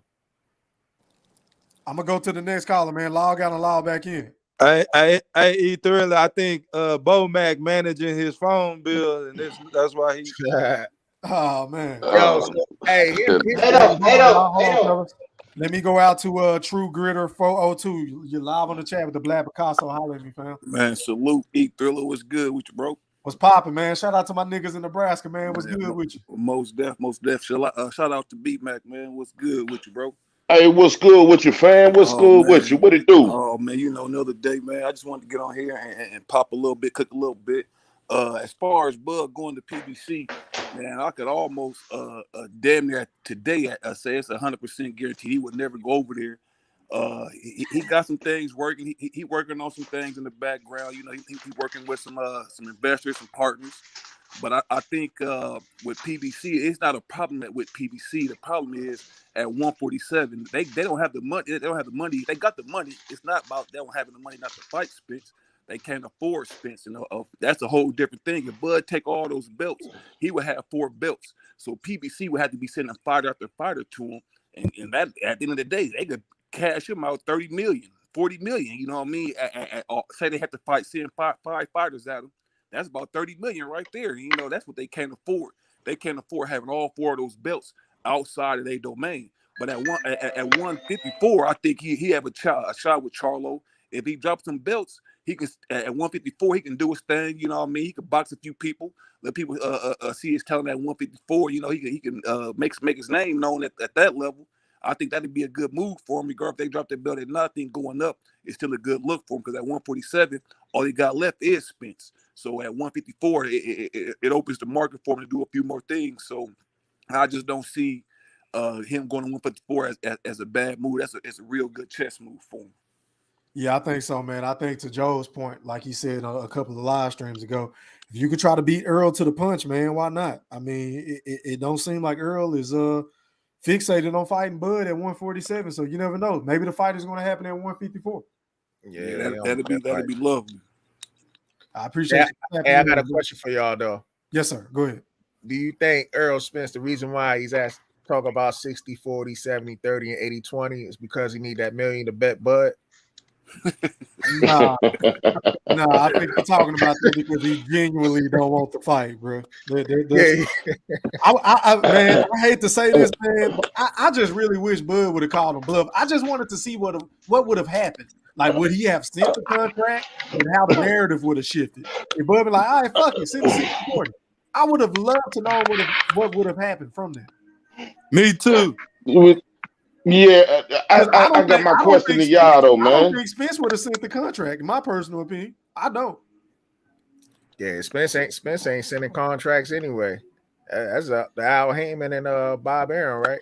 Right. And plus he want to clean up his side anyway, so that 60-40 shit is smoke and mirrors. My thing is when he started speaking at 60, 40, 70, 30, I already knew it was a duck because he gave Mikey Garcia a 50-50. A dude that never even fought at welterweight, and he gave him 50-50. So right then and there, I knew. I was like, man, this dude, this cat. Hey, let me tell you something. Hold on, y'all. Captain Full G. You can hear me? You can hear me now? Yeah, we can hear you. You're live on the chat with the Black Picasso. Holla at me, fam. Okay, man. I think Crawford's in a pretty good situation. Besides all this blackballing and stuff. I mean, listen, it's been a year since he fought. I mean, between Kell Brook and Sean Porter, and he both TKO'd both their asses in 1 year. His mandatory ain't up until November. I don't think he should make a move until Errol Spence make a move, and that move is say my name in the ring after Ugas if he beats Ugas. Once he say his name, then we know it's the real deal. Holyfield going on here. If he does not say his name, then we know where we're going. We might have to go to 154. So I think he should wait till November for his mandatory, and from the mandatory or moving up, he have another chance. And I think one of the dudes said something about it's not fair that all this blackballing going on. They should sue and all this situation where if you're in the rankings and you going to the WBO and you going up, there shouldn't be no blackballing, man. Everybody's in the rankings for the same reason. Boost is in the rankings, right? He ain't signed to them. I mean, I know he's signed to Showtime Espinoza, but he's not signed to PBC, and shit can happen. Right. So, and the way I see it, Crawford is the puppet master because he's been in the news. And thank you to the Errol Spence fans and channels. Thank you very much. Because every time somebody say something like Bernie or anybody else say something, they rush to say, this is what he should do. This is what Crawford should do every damn minute. So thank you, Spence fans. Thank you, subscribers. You keep putting that man's name out. Put that man's name out. Besides him got Bob in court, besides all that stuff that's going on, I think Bud Crawford is in a good position because he got that belt. If he ain't got that belt, I'll be saying something different. But he got that belt, and that a couple people want that belt. Bob Arum and Errol Spence. That's all I got to say. So somebody got to come to that man, regardless. That's all I got to say. Hey, bro, you made a lot of the same points I made earlier in the show. I think he should wait on the Charlo versus Castano winner, and then I believe that's in the same month as the Earl Spence or a month before the Earl Spence and Ugas fight. If Earl don't call him out, then he already know what time it is. Go ahead and move up. Exactly. The only thing with that, man, is that he been waiting for 4 years. Man, he needed to just go ahead and go to 154. He been waiting on Spence for 4 years, man. How long he was waiting on Pacquiao? I disagree, man. I disagree. The only thing that mattered, the most important news that came out this weekend is that Mark Magsayo, he pound for pound number one. Hey, go ahead with all that right now, poetic man. I got a question for you, E Thriller. Yes, sir. Doesn't it seem like a pattern going on? How long did Terence Crawford wait for Manny Pacquiao? I addressed that earlier. Technically, he wasn't waiting on Manny Pacquiao. Technically, the fight was just always been floating around. It was being thrown around by Bob and shit like that. But Bud wasn't just waiting for Manny Pacquiao. And Bob said he killed that fight anyway. So, what I want to say though, man, is that I agree. I actually agree with Captain Fool because I was going to say that same thing is that. No, don't go to 154 right now. Because the thing about it is that everything is on narratives and this, that, and the other, and so on and so forth, right? Let Errol Spence make his move. Because if you are the puppet master, let him make his move, and you playing chess, let him make his move. Because, see, if you go up right now, and he go up this next fight, while Errol Spence still at 147, the whole thing going to be saying is Crawford duck. Exactly. Errol Spence said he was going to do this after he finished cleaning up his side of the street. He was going to do this. And before he finished cleaning up his side of the street, Crawford went to 154, so he ducked him. Nah. But let him go ahead and do everything that he said he was going to do after the fight, like my man Castle Fool just said. If he don't call him out, wait it on out. Keep doing what you're doing. Your mandatory come, because see, you can always go up to 154. There's no time constraint on that. He can always activate that whenever he want to. But don't try to go and do it now, because see, you say everybody can't say nothing. Oh, that's the narrative that they're gonna use. That Bud Duck. Earl Spence said he was gonna do this, and right at the last minute, when Earl Spence had the last fight, Bud moved up to 154, so he ducked. That's what they're gonna say. Hey, that's B-Mac, gonna be the narrative. Hey, B-Mac, I slightly disagree with that. You know why? Because it's like you let Earl Spence dictate your career. Why let Earl Spence dictate your career? They already the Earl Spence fans are already talking trash about Crawford. They're already trying to say Crawford duck by saying this dude went the WBO route and then go the IBF route. You know what I'm saying? So they gonna say what they gonna say regardless. My thing is I just can't let somebody who's been ducking me for 4 years dictate my career. He's not dictating your career. He is I dictating mean, you can go right at 154 whenever you want to. So B-Mac, that's not a dictation of career. So B-Mac, let me ask you this: if Earl Spence gets past your Dana Ugas, because you already saying he gonna beat the shit out of him, correct? Yeah. So let's just say he gets past Ugas and he doesn't call out Bud. What do you want Bud to do? Like, who do you want him to fight next?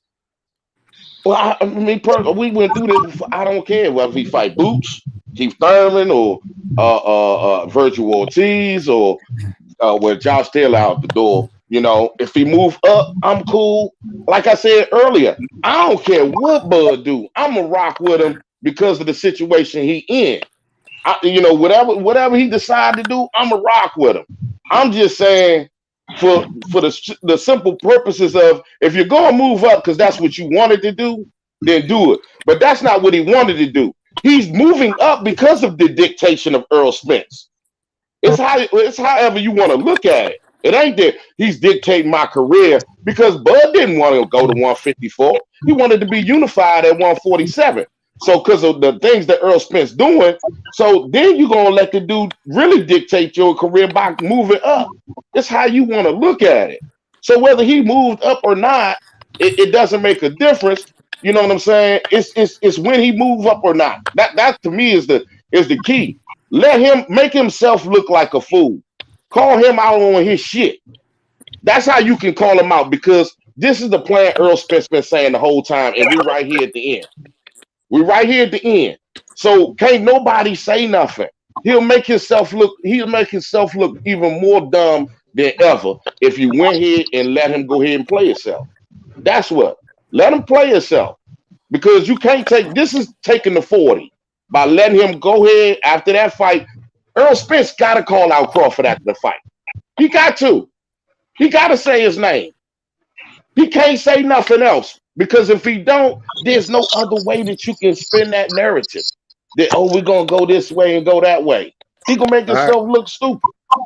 I agree. The thing is, man, he gonna be like, after, let's just say if he wins this fight, next thing you know, his thing is like, yo, I could no longer make 147, man. Hey, Terrence, you want to fight? Meet me at 154. Now he done did all that for what? He done waited all. You know what I'm saying? No, you're done. No, Earl just said he got that his new trainer or dietitian, wherever he said he can stay at 147 for another 2 years. So he can't use that excuse when he just said that. Yeah, that's what I heard Mr. IOTBA say. Shout out to my big homie, man. He did say that, True Gritter. Good point. Yes, sir. Yeah, but I still think that you're right about that, B-Mac. He should wait, because in chess, that's what you do. You know, right now, this isn't even Crawford's move right now. Right now, he already made his move. Porter, KO, 10th round, wrap. You know what I mean? So right now, he's waiting on that next move, which is Spence's move. It's his turn now on the board. Now, if he doesn't call his name out, come on, bro. We just go to 154, because if he don't call your name out after this, after he didn't made all these excuses, and I've been like I said, I've been listening to this wonderful show continuously, and you guys all say that I thought he was gonna call him out at the Porter fight, but he didn't. Okay, so now he doesn't call him out at this fight. Now that he's got the other belts, then man, move to 150. That's when you make it's your turn to move now. Okay, now it's my turn. Here's me right here going up for the WBO and trying to get a belt. And if y'all want to see me, come see me. That's all I got to say. I will move to 154 because you already know they got Errol Spence win this fight. He got Mandos. He already got the mandatory between Stanionis and Butayev. He already got the IBF mandatory, and Boots Ennis is not only going to fight for IBF eliminator, he's possibly fighting for a WBC eliminator at the same time, according to Bozy Ennis, what he said earlier today. So this dude gonna have to fulfill mandatories, and somehow they're gonna try to find a way to weasel out the fight with Crawford next anyway. And then you got Keith Thurman, who's also in a WBC eliminator with a 140 pounder. So I'm just saying, like they crazy. So you saying forget the fight, Bo? Out here, man. Bo, you just saying forget the fight, then? You just forget it. I'm saying for 4 years, Errol Spence done showed you his hand. You know what I'm saying? He wasn't trying to fight Crawford to begin with. He talked about what Al Heyman said. I could fight Mikey, then Sean, then Pacquiao. Yep. And the thing is, he ain't never mentioned Crawford name.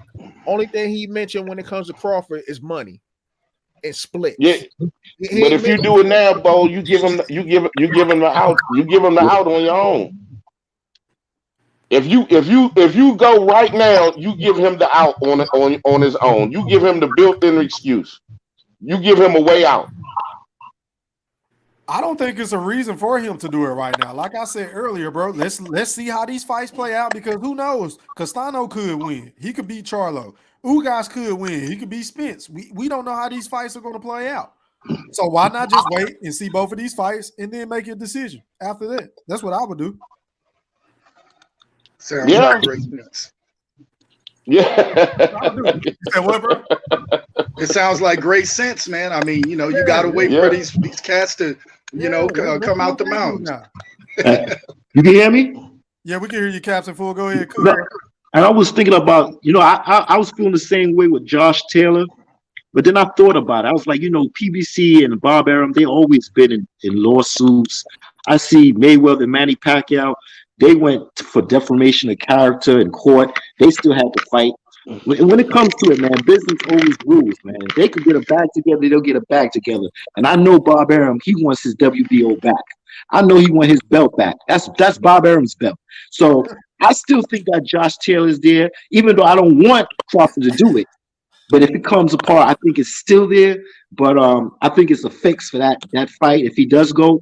But I still see that option there. But the way I see it, he should just wait and just let the promotion go on. He getting free promotion right now from the Errol Spence fans. Free promotion, man. They always do. He always do. I said he always do. Yeah. Yeah, they're the first to tell them what Crawford should do. Crawford should go up. Crawford should do this. Crawford should go. I'm like, oh, okay. The puppet master's doing what he said he was doing. He's making y'all talk about him. So y'all keep doing it. This is because he's a free agent now. So where he getting his promotion from? The Errol Spence fans. That's the way I see it. He's good, man. He got good money. As long as he got that belt, because I think his mandatory's up in November. A lot of people say he got to stay fresh. Yeah, he can stay fresh, man. Don't worry. He's good. He knocked out, I think it was Kell Brook, and then he knocked out Sean Porter. Come on, man. Bro. I don't know if you seen my video I posted yesterday. He in the gym already. He still look like he in fighting shape right now. He stay ready. Ready. He ain't getting ready. He stay ready. I heard that he was in the gym 5 days after. The next week after the fight, after the Porter fight, it was said that he was in the gym. Yes, sir. The only thing I disagree with my brother right there is that it's no way I would take a Josh Taylor fight. Nah, me neither. I wouldn't do it, but it's still there. It benefits him to take a Josh Taylor fight. No, yeah, not now. Money fight. When you got this lawsuit with Aaron, and nah. Yeah, you're right. Yeah, they'll try to cheat him. They'll try. Oh yeah, exactly. Exactly. That's set up. All Josh Taylor would have to do is survive 12 rounds, and they go ahead and give him the belt. Yeah, the commentary gonna be biased. They're gonna say Bud is slow starting, like they're going against Porter. Never take that fight. What up, General? Go ahead, bro. Spence got a lot on that was my question to you, E-Thriller. It's like, since we've established that he's not fighting Earl Spence, who do you want to see him fight next to shut somebody like me up? I wouldn't mind Honestly, I wouldn't mind the boots fight, bro. I wouldn't mind the boots fight. Yeah, I would love to see Bud go ahead and dust boots off. That would shut me up. I love to see Hey, hold on, time out, Big Fish. Come on, man. I love you, man. You know you're my brother, man. But come on, man. I thought the Porter fight would shut you up, man. Now, how we get from the Porter fight not shutting you up? What happened? B-Mac. What happened, bro? B-Mac, I want to ask you a question. He gave us his blessings and everything. Exactly, right? What happened? B-Mac, can I ask you a question? He legit. Go ahead, Junior. Yeah, what happened? B-Mac, Yes, sir. I always tell you, a man has the right to change his mind. When new information is presented. Go ahead, Big Fish. Go ahead. So therefore, I'm like,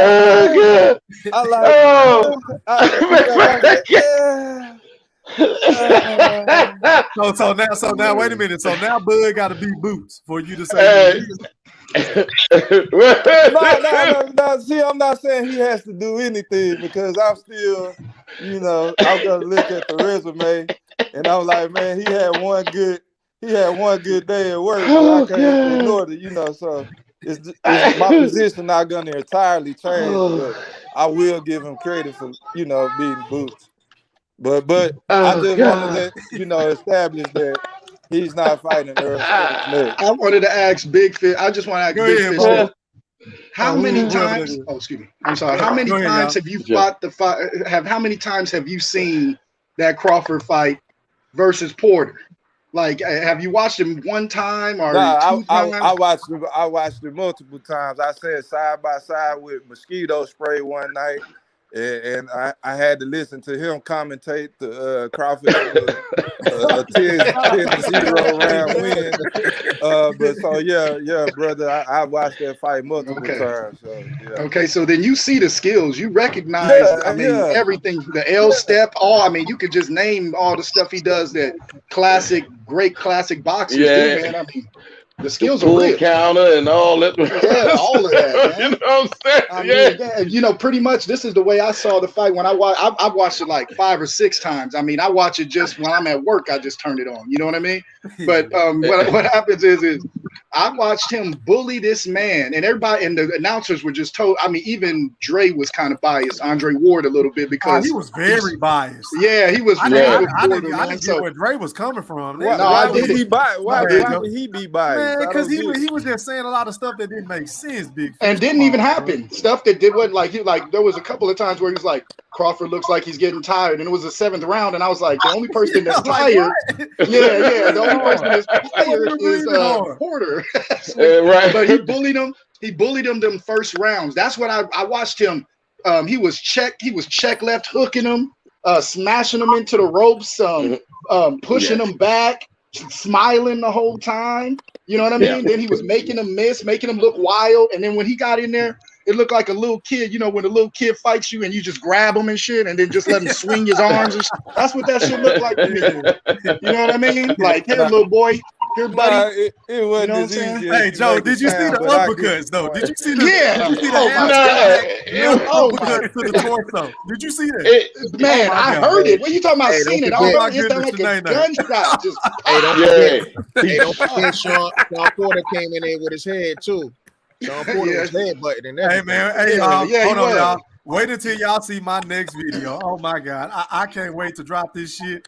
Oh, man, I can't wait to drop this shit. Hey, shout out to Mosquito Spray. You're live on the chat. Holler at me, big bro. You talked him up. You talked you up, man. What's up, E3? What's up, everybody? What's up, Mosquito? Mosquito. Man, I'm still sick in the bitch behind that whole ass game. Mosquito Spray. I forgot, bro. My bad. I forgot about Buffalo, bro. You all right? Yeah, man. Man. Best game of all time, though. Man, horrible coaching at the end, man. Horrible coaching. Yes, sir. I didn't understand the defense. Y'all think Mosquito Spray. I really did, bro. Seconds, man. Y'all let that man come back in 13 seconds. Hey, y'all think that rigged that shit was the greatest game of all time? Oh my God! I bro. hate that. I hate when people say this rigged shit. Man. Wait a minute, hold on, y'all. Hold on, y'all. Poetic is one of them niggas that think everything is rigged, y'all. Yeah, I know. I know the Let me tell you something. Let me tell you something. Oh man, we're not about to do this shit, Poetic. Listen, use your common sense just for 1 second. Listen, just use your common. I'm just gonna ask one question. I'm gonna leave it alone. Go ahead. One question. I'm leaving it alone. Yes, sir. So, use your common sense. Yes. This shit is worth billions, if not trillions. True. Why the fuck would the people who are in power not control the goddamn sports, nigga? So what difference? Hold up, do you know that Buffalo is in New York and Kansas City is in Missouri? Like you get a New York audience by Buffalo going to Super Bowl. Would be bigger. Work like that all the time, man. Kansas City. Oh, so hold up, you just said the powers that be. It would be a bigger showing if you get. Come on, bro. You can say that about the NBA. The Lakers go to the finals every year. So Los Angeles is the best. No, I'm saying, but you said it's rigged. Buffalo should have won if it was rigged, right? It's so hard to rig football, man. I mean, if no, it's not. No, it's not. It is hard to watching sports. The conversation over. You just need to stop watching sports if you think everything is rigged. Yeah. No, that shit is rigged. Hey, man. That shit is rigged. And that just like that. Hey, man, you taking time from mosquito spray, man. Go ahead, mosquito spray. Go ahead, mosquito spray. Yeah, about Crawford should he move to 54 and fight Charlo? I mean, yeah, I think he should wait. You know what I'm saying? See what's gonna happen with Spence or whatever. Put him on the spot and make him do what he said he's gonna do. And if he don't do it, then he gonna look crazy behind it. You know. Then if he don't then if you don't really fight him, then go to 54, do your thing, and maybe he'll meet you up there. If not, then whatever. You know, you can go up there and get a belt, and just whoop whoever come to him. And because I think he'll top out at 54. That should be his last weight class. Yeah. And just be the boss up there, man. Be the most feared man in the sport at 54. You know what I'm saying? And just retire because he don't gonna fight maybe another 2-3 years. I mean, he already was 34 or now. You know, he ain't gonna fight too much longer. So you go up there and do your thing. It Spence ain't gonna fight you and just hang out up there. The reason why I think there's a lot of the reason why I'm trying to say move to 154 is because of his age.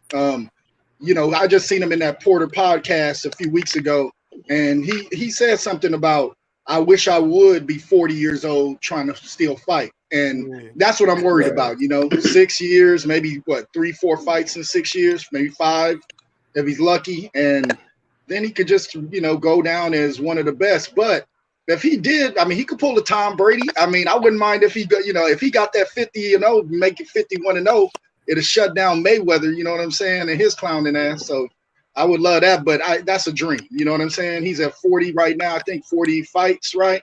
So I give him maybe about 5 more. Yeah, he would have to be very active in order to catch fluid. Yeah, that's true. Yeah, be like James Tony fight 6 times a year. I mean, money, man. Can I say something about that real quick? You know, yes, sir, absolutely. Everybody, Floyd doesn't have a record, man. I mean, I don't understand what's this. You know, this thing about 50-0, like nobody done that before and shit, or you know, Julio Chavez was like 79-0 before he fucking lost. Rocky Marciano's undefeated. Chavez, you know, it is a record. They didn't do it with the flare and the pizzazz like TBE. But we talking about 50-0. We ain't talking about nothing flashes and pizzazz. You know, that's what I'm saying. Drivers too, you know what I'm saying? Even B-Mac, you have to admit, Floyd's 50-0 is different than everybody else. It is. How? Well, what do you mean how? When he made more money? I mean, what? I mean, he made more money. I mean, how? I mean, if you undefeated, you undefeated, right? I didn't say he was the greatest. He is the biggest boxer of all time. Pay-per-view. He was the biggest money maker of all time. Maybe. Hold on. So I mean, I don't understand.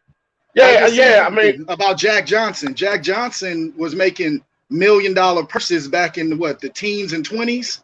So you know that if you go ahead and adjust that to inflation, I'm good on that. I can't speak on that, bro. I don't Hey, know everything. No, it's true. I'm not saying you lying. I'm saying I don't know. So go ahead. Jack Johnson was getting $1 million back then. I didn't know that. Yeah, no. What I'm saying is that if you adjust it to inflation, when he fought that one dude in Australia, it was like 100,000 people in the stands, and they made $1 million.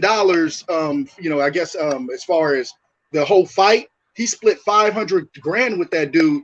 If they adjust that to inflation, that's, you know, he's up there with Floyd when it comes to, you know what I'm saying, like popularity. Now, this is what the record is. The record is this: 50-0 with no defeats. That's why it's a record, because even Marciano, I think he stopped at 49 or something like that. What's his name? You're right. Chavez has 79 fights, but remember, he lost.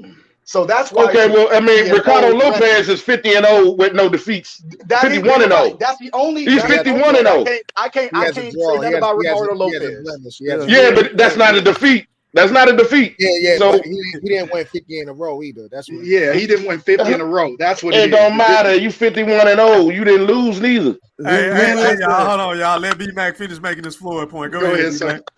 I mean, y'all make it like, but all I'm saying is this is what we saying. They could chop it up with me too. It's cool. I'm just saying is that he's not the only undefeated fighter who's you know, and he doesn't hold the record actually.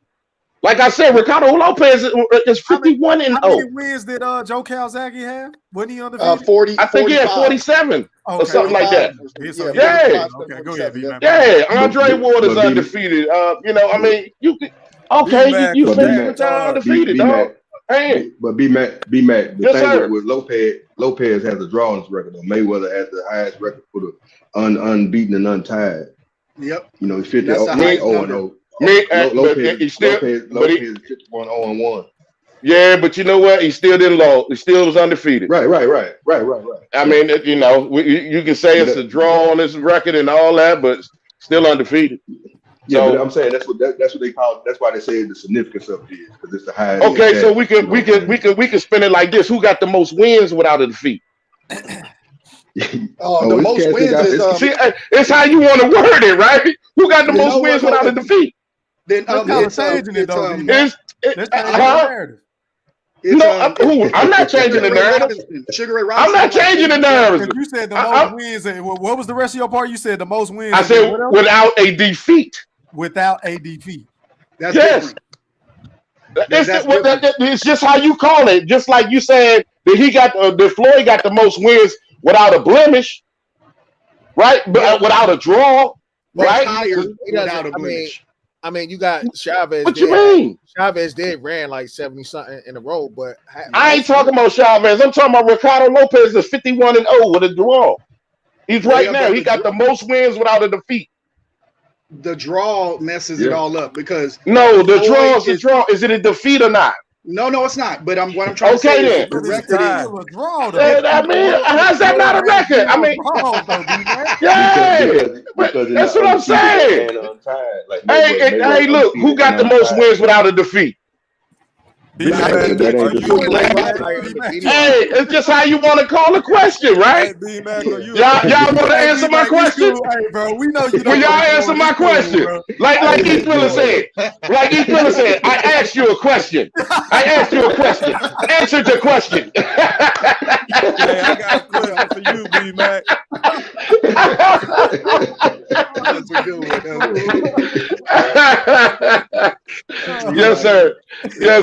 Yes, sir. Are you a former Pac-Tard or something, man? A former Pac-Tard? What do you mean? I'm a boxing fan, man.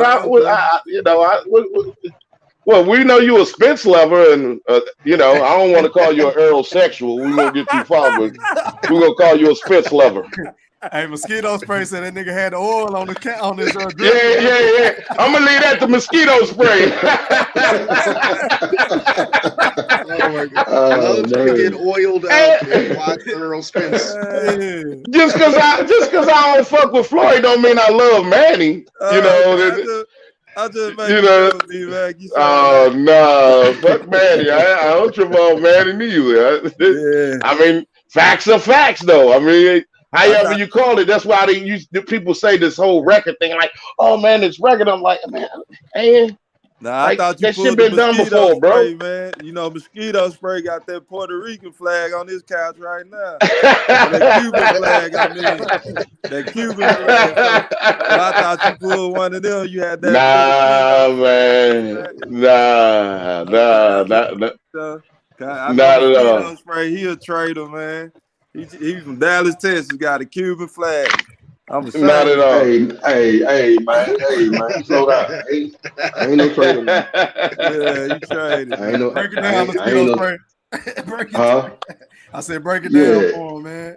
Yeah, I ain't no trader, man. Spence, he done been a trader to us. Yeah, he switched up on us. Shit. He ain't Free Smoke Jr. no more. He ain't Mr. Man Down no more. You know what I'm saying? It ain't been man down since old boy Ford Center out in Frisco, old Campo. That's years ago, man. 5 years ago. And all this old number talk and you know what I'm saying, and goalpost moving, that ain't the Earl Spence that I knew of back in 2015, 2016. But as soon as Crawford hit the division, man, he changed, whole tone changed, man. He ain't the same fighter mentally that he was back then, man. Hey, man. He was the boogeyman. I knew once I saw what Crawford was doing at 140, man.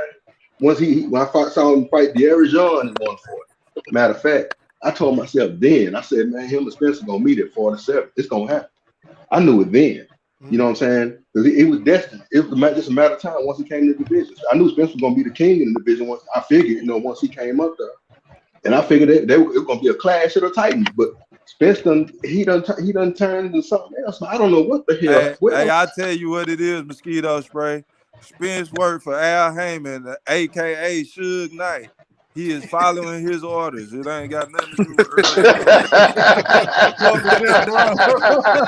And you see what happened to Suge Knight, so I wouldn't want to be Suge Knight right now, to be honest with you. Oh, you know what I mean? Yeah, that's true, Joe. But Suge was running shit. Man, yeah, he was. I mean, he had that 10-year run. Had people running and stuff. You know what I mean? But yeah, man, Suge was that guy. But I still think Spence. I was up on Crawford back when he beat up Brettis Prescott. When they set up Brettis Prescott with this unknown dude that nobody knew about supposedly, and it happened to be Terence Crawford. And after he whomped on Brettis Prescott, I was like, this dude is nice, and then he beat Gamboa. Gamboa was undefeated when he smashed him. You know what I mean? Everybody was like, Gamboa, I think he was on the pound for pound list or something like that. You know what I mean? So that's when I knew. I was like, this dude is nobody even knows it. I was saying then because I really was a big Mayweather fan at the time. I was like, he's the next Mayweather. But how wrong was I? Because he had way more power than Mayweather ever dreamed of having. Even though Mayweather, when he was Pretty Boy, was knocking fools out, he wasn't hitting like Crawford. You know what I mean? And I was like, Crawford is that. I mean, I've never seen nobody switch stances and then hit dudes with uppercuts like he was in a kung fu gym or something. You know what I mean? Just take a step back, uppercut, step back, uppercut. I was like, damn, who does that? Nobody even has the courage to do that kind of shit. So that's when I knew. I was like, this dude is a raw fighter, man. And like I said, the 154 joint needs to, B-Mac, you're right. Let him wait. He don't have to do nothing right now. Just chill. See how how everything goes. But soon as I'm just predicted, Errol Spence ain't gonna call him out. It's just not gonna happen. You know what I mean? He really is afraid of this dude because I know he was at that fight and he heard that uppercut to the body that Porter took. Oh my God, man! If I was a fighter and I was sitting there and I just heard a gunshot in the arena and it was coming from that dude, I'm not getting in the ring with that. Yeah, who's getting in the ring with that? That's your broke rib right there. You know how bad it hurts? It hurts to have a broke rib, man. Shit. Can't breathe. They can't breathe. So as soon as he heard, that's why he walked out like he did. You know what I mean? Man, I'm gonna tell you what else to piggyback off your point, Joe. That man was hurt that Bud did what he did, man, because he really wanted to be the guy to stop Sean Porter. He did. He wanted to be the first guy, and I got proof of that dropping tomorrow. He wanted to be the guy to stop Chubb Porter. That's why he was looking all fucking salty. Like, man, I can't believe this nigga did some shit I said I was gonna His do. dad threw in the towel. He threw it. Nah, that ain't why he was salty. Here we That ain't go. why he was Here we salty. go. Here we His go. dad heard what he Big- thought was a gunshot, and he said, "Okay, I want to make." To be honest, a lot of people were talking about his father really badly after the thing. But I could imagine, you know, I have a little 7-year-old son right now, and my little boy is up in the ring with a killer. Yeah, you know what I'm saying? I'd already heard his damn near his rib get broke in the 5th round or 6th round. And then this guy is knocking him down, making him look ragdolling him all over the ring. Man, I'm not gonna let my son stay in the ring with that dude. Come on, bro. He already know what it is. Yeah, be real with it, man. Come on, baby. There ain't enough concerned fathers out here. That's what it is. It would have been a world star moment. Shout out to IOTBA. That's what he always say. It would have been a world star moment, man. Hey, Big Fish. I ain't gonna lie though. I would have probably let my son stand there a little longer though, fool. I probably would have let my son stand there like. You're a rugged dad, man.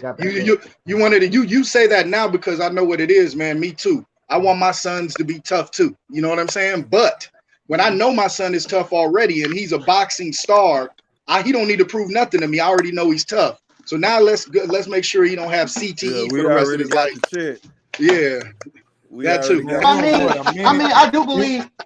He was a minute 45 left in that round, a minute 43, minute 45. He was not going to survive with the most dangerous fighter in the fucking world. We got I do believe Rob Parker say, no way, we got no the check, how. He was not going to survive. Sean. We got the check. I do believe that. Big Fish, you know that, right? We got the check, Sean. I do believe that considering. I do believe that considering they already again, Big Fish. We got the check, Sean. Let's go. We got what we was looking for. I do believe that. Y'all listening? Yeah, go ahead, Miss T in the building. I see you, Miss T. Salute. Hey, Big Fish. I was saying, I do believe that. I do believe that since they already knew that. You sound like you on the toilet, bro. Sound like you, man. Hey. What the hell going on? Big Fish. Yeah, man, you can't go to the bathroom, man. It sound like that nigga was on OnlyFans last time. He got a bottle of that Earl Sexual. Nigga always on some extra shit, man. Get that you in that show right now. You token up right now. Listen, I was pouring some water out in the right. Listen, I was pouring some water. I can turn like this. So you got the oil out.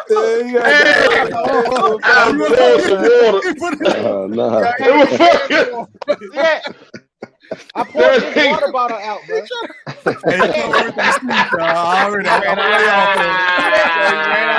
poured this bottle out in a bathroom. You see my bathroom? Yeah, okay, man. Yeah, I know, man. We got you. You taking that shit. Hey, put him in the penalty box. He Thriller. He go in the penalty box for 3 minutes. No bullshit. Literally. Hey, Big Fish. Big Fish. Yes, sir. Big Fish. Now we got everybody. We got everybody here. Everybody can hear me, right? Yes, sir. Yeah. Now, y'all remember before the Porter fight, I said to Big Fish, when Crawford whoop him, make sure you give him full credit. Mm-hmm. Y'all remember me saying that? And y'all remember Big Fish response? Yep. I can pull it up too. Yeah. Spray, go ahead. Yeah. So what? I mean, yeah. These excuses, these aerosexual excuses about he was thinking of retirement and all this shit, and he didn't train right. Whatever the fuck. He wasn't saying he didn't train. What he said was he wanted to make sure he had enough left to tank on fight night because he was fighting Terence Crawford. Yeah. He still trained. He didn't let up and not do nothing. So let's not twist that. And he didn't have no one foot out the door. You know what I'm saying? Porter put his best foot forward and he got stopped. Some Earl Spence and nobody else could do. You got these Keith Thurman, Danny Garcia, and they all supposed to be murderous punches according to sparring lore or whatever the fuck. You know what I'm saying? But none of them could stop him, but Crawford did. And you according still, to each other, they are hard punchers because to be honest with you, that's all we got is a bunch of PBC dudes bigging up a bunch of PBC dudes. Like I don't really know if Danny Garcia is hitting as hard as they say. You know what I'm saying? I don't really think that Thurman, you know, he looks like he winds up on his punches a whole lot, but it don't look like it. The thing about Spence, and this is true, if you ever box in the gym, and I tried it all, anything that was a sport, I did. And I watched this one boxing dude, man, and he hit the bag and it didn't even move, but he dented it in the middle. That's what Spence does to, I mean, that's what Crawford does to people. He doesn't thud shots, he doesn't bounce shots, he doesn't push shots. He literally penetrates you when he hits you. You know what I mean? And you know, when your liver's moving in your body, man, trust me, you know what I'm saying? You ain't trying to move nowhere. And that's the difference, the kind of power. Like even what they said about Floyd, they said that Floyd, he wasn't a hard puncher, but he was a sharp puncher. Well, you can add power to the sharpness that Crawford has. And what Big Fish is doing, I noticed, he's moving the goalpost slowly as the weeks go by. As the weeks go by, he's starting to hate on Crawford a little bit more. Inch by inch. That's what's going on. You know what I mean? He's moving back over to I hate Crawford camp a little bit more. But so I feel I get the game plan, but it doesn't really matter. You can't stop this dude. This dude is the best boxer of this era, in my opinion. You know what I'm saying? Of this era. And the only thing, it reminds me of Marvin Hagler. If we're talking about his story, I love getting into history. Hagler was ducked for years. People just ducked him. They ducked. People were quitting, retiring, trying not to fight this dude.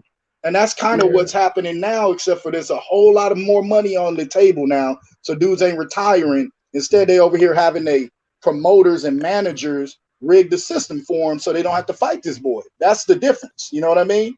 So, it's a bunch of cowards, man, and I'm not really a fan of the PBC, as you guys can tell. The PBC is killing me. Any objective boxing fans should not be a fan of the PBC. Nobody. They don't give a shit.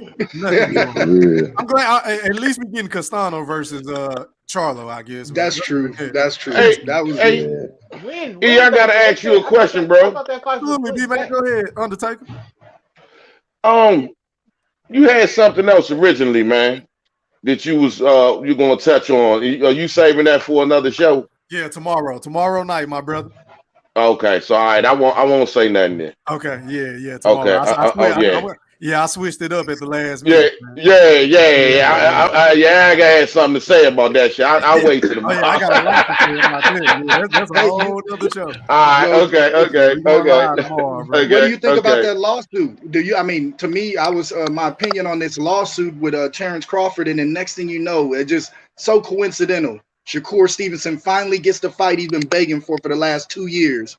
Just right now, absolutely. You know what I mean? Well, Bob nobody's ever called him a stupid man. He's a very shrewd operator, so he's going to do any and everything in his power now to try to keep Shakur because he knows Shakur is that next guy.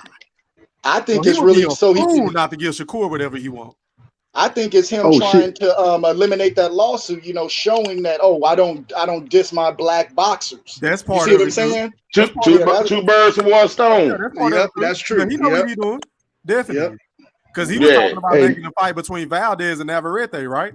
Yeah. Why can't it be accepted that what Bob Arum is saying is true? He's not marketable, and he lost money on it. You know why? Let me say something. Let me say something about that. You know why? Because when Bud fight, 2 million people check in. That's why. That's a farce when you say he's not marketable and this, that, and the other.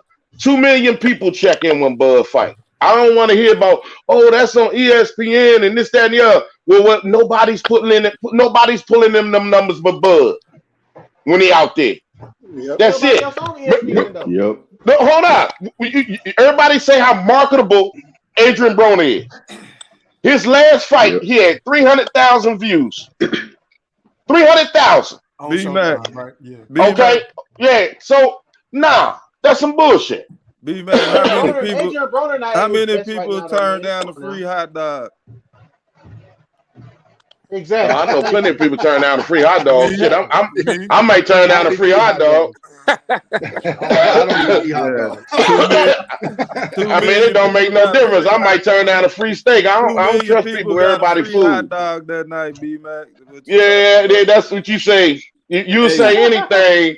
You say anything to discredit Crawford. I'm just telling you what it is. But why is this such a bad thing that the man fights on regular TV? Because wasn't that what the PBC was doing prior to? That's the best way. Because that's what I wanted. Think about it. It's anybody can turn on ESPN and fucking watch anything that's on. Anybody could have turned on Fox and all the other shit that they was on. That's my point. Yeah, not pay-per-view. They just now fighting on Showtime. Pay-per-view. Not Showtime, pay-per-view to pay them goddamn purses, bro, because they running out of money. That's my point. I can remember 7, 8 years they was ago. fighting on regular TV. Let me say something, please. Go ahead. Oh, what's the difference? Hold up. Time out. Come on. Poetic. You always talk about shit rigged, but here you is talking about pay-per-view. Like, dude, what are you talking about? The best way to be seen is on free TV, where you get more audience. The best way to get your name out is on free TV to get your audience. That's how you build a fighter. You don't build your fighter on cable network or an app or this, that, or pay-per-view. You can't do that. Why you think Luis Ortiz and them and Charles Martin, how many pay-per-views? The motherfuckers did what? 25,000? Like, dude, how much exposure is that? No, stop. You talking about anybody can cut on a TV. You right. You have to cut on the TV. That's the thing. You have to cut on the TV, bro. Remember about 7, 8 years ago, it was maybe it was even 10. I can't remember, but around 7, 8 years ago, there was a big thing about how the sport of boxing was dying. It was all over. It was in Sports Illustrated and all that other stuff. It did a cover and stuff, and it was talking about how they could get people to watch sports more. And then they said put it back on network TV, because when I grew up, it was the world. What is it? Wide world of sports on ABC. Exactly. You know what I'm saying? And exactly. That's when boxing was at its height of popularity in that time frame, right? And that's why. And so they made a concerted effort to go ahead and throw some stuff. Now they couldn't throw it on ABC, but ESPN and ABC are the same thing. So they went ahead and they threw it on ESPN. And then now all of a sudden the game flipped. You know what I mean? 7 years now, we're 7 years in the future. And now everybody's talking about you ain't shit if you don't got pay-per-view numbers. Hey, I thought we were trying to increase the amount of people who watch this great, wonderful sport of boxing. One of the best sport. I mean, pretty much to me, hands down, my favorite sport to watch. You know what I mean? So I'm just trying to get love. You know. Y'all right about that. Y'all right about that. Everybody chasing that Floyd. Everybody chasing that Floyd numbers. I think that's what the problem is. Everybody trying to get on his level. Yep, you're right. Floyd fucked up the game in a sense, man. You know, I mean, and I love what he did. He pimping the shit out of them niggas. He pimping the shit out of them, man. He pimping the shit out of them, man. He did. I mean, I'm not hating on Floyd. I know he deserved every single penny, but at the same time, no. What I was saying is, no, I agree with you. Floyd brought a whole new thing. I think he fucked up the game, but it's all right because another brother became a superstar, and I'm just all about the brothers making money. To be honest with you, that's what I'm really, if you want to check my heart, any brother making money, I got to give him love and respect for it. You know what I'm saying? No matter what he's doing, right? In a sense, to a point. You know what I mean? But I love although he fucked up the game, the sport of boxing was extremely popular. As long as it was a Floyd Mayweather fight. What I mean he fucked up the game is he didn't leave a successor to his empire. He just retired and said, fuck y'all. When he should have retired and said, okay, here's the next guy coming. He didn't do that. You know what I mean? He just was like, hey, I got my millions. Good luck boxing. I'll jump into this shit. But, I don't think Errol Spence is the damn successor to Floyd Mayweather. I'm going to have to correct you on that, bro. Floyd did do that, bro. Supposed to be. Oh, okay. Hold on, y'all. Floyd did do that, Joe. He did it with Jalen Love and Badu Jack. Oh yeah, you're right. I mean, but come on, I was about to say where you going, boy. Badu Jack is not only the past and present, but he got Michael Jordan syndrome. You know what I'm saying? Michael Jordan. Michael Jordan's the greatest of all time, but shout out to the money. Hey, E, man, I gotta say something real quick. I'm letting somebody go. You know what? You can't get copyrighted because I said it. Did you just say that? Did you just say that? Tell me, did you just not just say that? Badu Jack, Jalen Love, man. Hey, that was the worst performance I've ever seen in my life. When he went up against goddamn Benavidez. Oh my god. Yeah, that was sick. That was sick. My god. That nigga got pulverized. Oh. Yeah, he was trying to shoulder roll. I'm like, man, stop the shoulder roll shit. Oh yeah, well, my bad. I'm just fucking with you, Joe. No, that was a good one. You right about that. He did leave. He put them two, but like you said, he had Michael Jordan syndrome.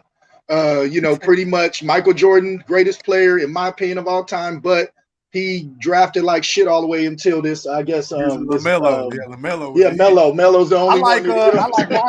I like Bridges too, bro. Bridges. Yeah, Bridges is nice. Bridges is a kid. I think he should be the most improved player of the year this year. Definitely, he should be an all-star. Yep, but he, like I said, the greatest never pick great people. You know what I mean? Like I remember, what's his name was in what's his name's corner. When Ali was coming up, Floyd Patterson was in what's his name's corner, not what was his name? Liston. He was in Sonny Liston's corner. You know what I mean? Yeah. He was in Sonny Liston's corner. So he was considered a great at that time. And look what he did. He went and picked the wrong man.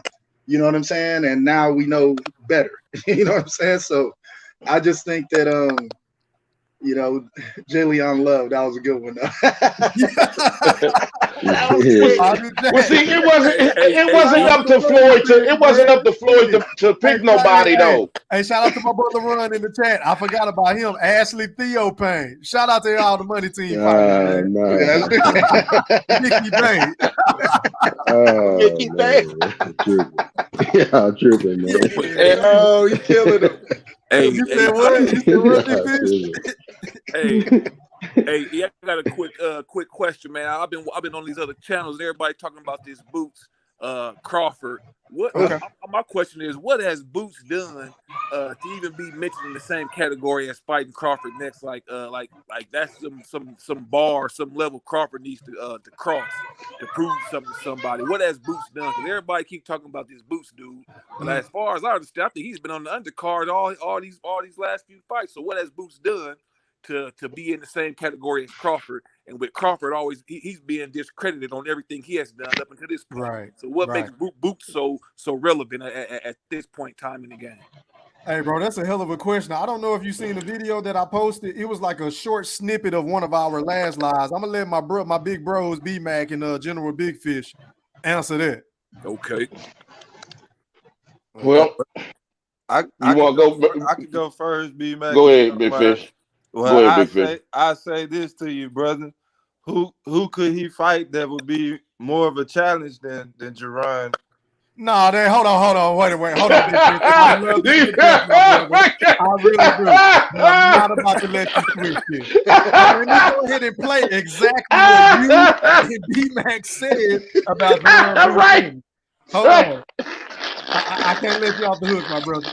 Hold on. Oh, God. Hold on. Here we go. Hold on, y'all. When you got established fighters, man, like Crawford and Spence, man, and then especially when it comes to Crawford, it's like, hey, man, we ain't gonna put him over here, man, because he ain't for nobody. His resume suspect, and he might be good, but we don't know what he is.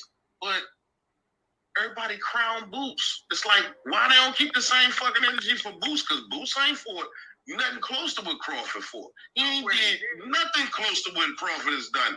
But everybody always give Boots his flowers and shit. But that is true. Crawford gotta work for this and work for that. I'm like, because I don't get the same energy, man. That's them. It's more than PBC fanboys that do it. Boots ain't beat nobody. That is very true. He just looked good. He passed the eye test, but as far as the resume, his resume only qualifies him to work at McDonald's.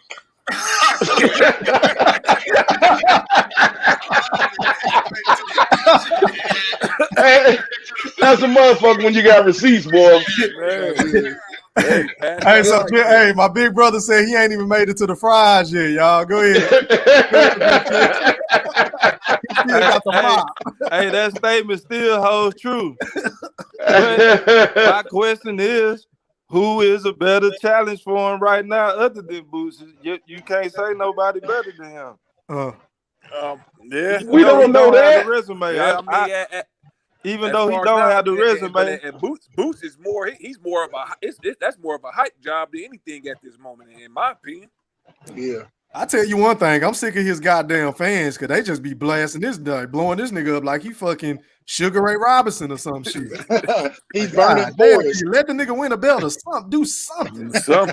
But remember I mentioned him with Boots. I mean, not Boots, but with Bud and Spence. God damn. Remember Vernon Forrest back in the day? Everybody was hyping Vernon Forrest back in the day. Hey, man, Vernon Forrest is this and that, man. Nobody want to see him. And then next thing you know, he runs into buzzsaw and then gets clipped. And that's exactly what can happen to Ennis. You know, everybody's hyping him up, and then he fights somebody who is not going, you know, who's got a jawline. You can't really knock him out. And then you got a guy that can move his head. He's got all the tools in the bag. And then now it's a competitive fight, and then we'll see if Ennis can rise to the occasion, because you know, that's what we have to wait on, is to see if he can get in there with these guys. He's just running through these guys, and he's supposed to. That's what he's supposed to do. Yep. You know, but when he gets in there with these championship level fighters, just like what happened to Errol, he stopped knocking people out. Right? He stopped dominating, you know what I mean? Because now he's in there with the competition he needs to be in there with, and he doesn't look as good. Now everybody knows that he has a slow jab because he fought Kell Brook. You know what I mean? Brook took him to the brink until he got clipped. You get what I'm saying? So that's what Ennis is, the position he's in. He's 23, 24 years old, wet behind the ears, ain't fought really nobody of any significance yet. And his fight fans have a right to be excited about him, but they don't have a right to even place him in the Crawford category, in my opinion. Facts. I hope that answers your question, True Gritter. But yeah, I'm not opposed to the fight at all. I would love to see Bud go ahead and fuck him up. Me personally. Just to shut the fans up. Man. And you know, that's a sad thing, because I really like Boots. I like Boots too. Hey, you know what I'm saying? The fans is getting off the chains, though. They're getting off the chain, man. Yeah. True. Yeah, Boots got. I really like Boots. Not right now. I think Boots has got some stuff. You know what I mean? I think he's got definitely some of the skills that Crawford has. You know what I mean? But there's one thing that Crawford has that's different than everybody else. I've seen him take a punch off the top of the head just to land one good shot, and people think that's a weakness. I see that as a strength. Anybody that's crazy enough to take a hit and then just punish you after that, then that's a guy you got to look out for, like Marvin Hagler. Yeah, his counterpunch is off the chart. I got a question for you. Yes, sir. Go ahead. So y'all give Terence Crawford all this credit for calling everybody out. He calling Earl Spence out, but Earl Spence fighting new guys right now. He not available. So he got somebody calling him out that want to fight him. So why not make that fight? You know, I'm going to put an end to this. Go ahead, E. I've already answered the question, bro. I've said it 1,000 times. I would love for Bud to make that fight. Go ahead, B-Man. I'm not. All right, we're going to put an end to this right now. You know why? Boots got a fight in April. That's why. So now, next, let's keep going. Boots fighting in April. That's a straight to the point. You can't get no realer than that right there. So now Boots got a fight already. He fights in April. So now we can stop the boot shit. That's a good one.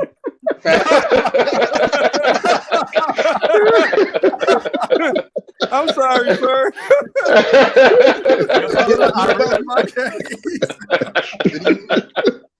He hit the mute button on that one too. I like that, B, man. You got straight to the point.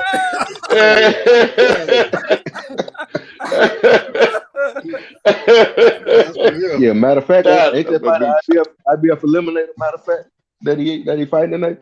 Exactly. He got an IBF eliminator. Y'all right. Yep. Yep. For Spence. For Spence. Crawford yes. gonna be available. He got to go to Judge Mathis on Tuesday. He got to go to Judge Judy on Friday. The following week, Judge Joe Brown coming back. I hope he don't get Judge Mathis, man. You know, he gonna be a bad. Hold up. Big Fish, you mean to tell me after what I just said, you want to sit back and say that now? He's suing this man for $90,000. But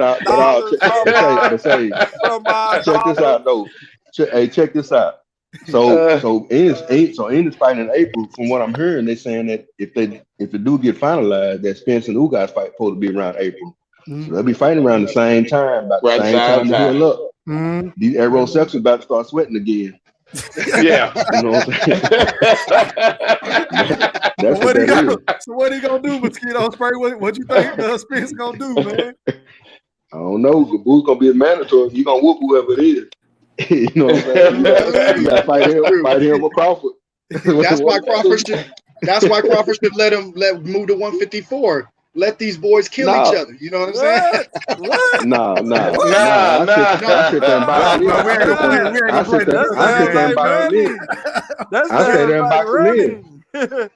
I stay there and box him in. You know what I'm saying? Box him in. Like, hey, make a decision. Me or Boots? Which one? Yeah. You know what I'm saying? That's true. Fucking right. I think I did a live stream about that about a month or two ago. Yeah. Boxes ass. Yeah, man, session. They gonna start sweating again, boy. Yeah, they will. Crawford, you should be fighting him right now. No, they want Bud to go the hard route. That's what they want him to do. You got to do all the heavy lifting. Hey, they somebody they want somebody to go to IBF route. Shit, Ennis going it now. Yeah. I think Ugas might be the harder route because didn't he already whoop Crawford in the amateur? There you go. Oh, God. Jesus Christ. Mosquito Spray, did he not whoop? Yes, he beat Terence Crawford in the amateur. Mosquito Spray, you got the Cuban flag, you know. Yes. Tell me.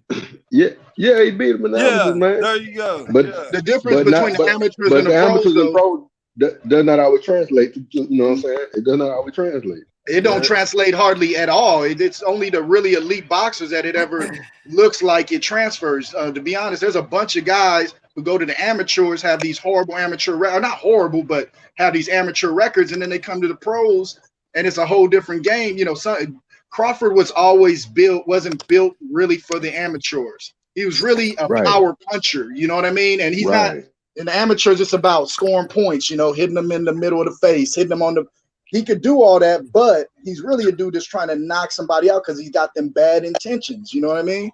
So now that's why it didn't translate. In my opinion. Man, because the amateurs it's not about landing hard shots, who hits who more. So if you get tapped more than you really punches, man, you're gonna lose the fight. He done tapped you more times. Yep. So and Crawford did have a style more suited for the pros. And then put in perspective about it not translating. Y'all know who Omar Figueroa is, right? Yes, sir. Yeah. Oh yeah. Omar Figueroa has an amateur victory over Earl Spence. Just to put it in perspective, like that, he ain't gonna whoop him in the pros, though. You know what I'm saying? So because he got love handles at 147. I'm sorry. No, what about Amir Khan? Amir Khan was the most feared amateur boxer that ever existed, pretty much. You know what I mean? He knocked out everybody, tapped out everybody on the way to a silver medal. But when he got to the pros, you seen that, you know, he needed that headgear. You know what I'm saying? Because Bud made that nigga quit on a stool. Yeah, he did. He wasn't even on the stool. He was standing up. Yeah, he couldn't like Prescott was the first one.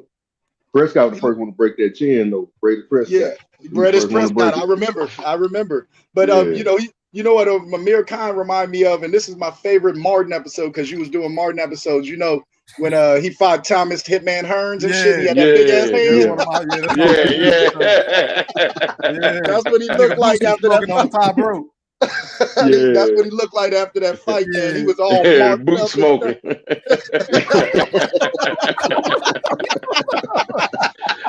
Still in Boot the ring. smoking. Boo's still in the ring. You know Yeah, Boots is still on the top rope smoking. Speaking of Khan, man, the thing that was impressive when Crawford fought him that some people don't point out is in all the other fights when Khan got beat, like Danny Garcia, Canelo, and those fights, yeah, exactly. He was outboxing.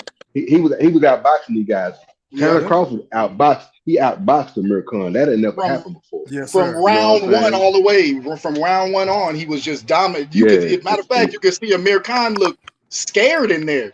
That's why he in his camp now. Way out, bro. He was looking for he was like, oh shit, I did not know this nigga was this cold. This nigga cold. But hey, I got love for Amir Khan because now I heard he's working with Bomac and him out there. I'm looking forward to that fight, bro. I'm actually rooting for Khan on that one because I got no love for Kell Brook and his fake ass. When is that fight supposed to be? Man, I think it's supposed to be on February 14th or 15th. Yeah, February, something like that. 16th. Yeah. Okay. Right. Okay. Yeah. So look out for that. Something to watch. And hey, he's I've been looking at his camps and stuff, man, and Crawford stepping in there with him, man, and saying he looking good, saying he's looking like, you know what I'm saying? Like he could do something. So whenever you're training with the best pound for pound, you can't help but to look better. I mean, iron's not the line, right? I think the secret is that I was thinking about the training with Earl Spence, but sorry, Charlo. Hey, hear what Amir Khan said. Just check it out. He talks about the training. He said he's never trained like that in his life. He said this is, and Amir Khan's been to like 6 different camps, with different trainers. He was out there in Oakland with Virgil Hunter. Yeah, Virgil Hunter before. He was in there with Manny Pacquiao's trainer and stuff or whatever. Yeah, Roach.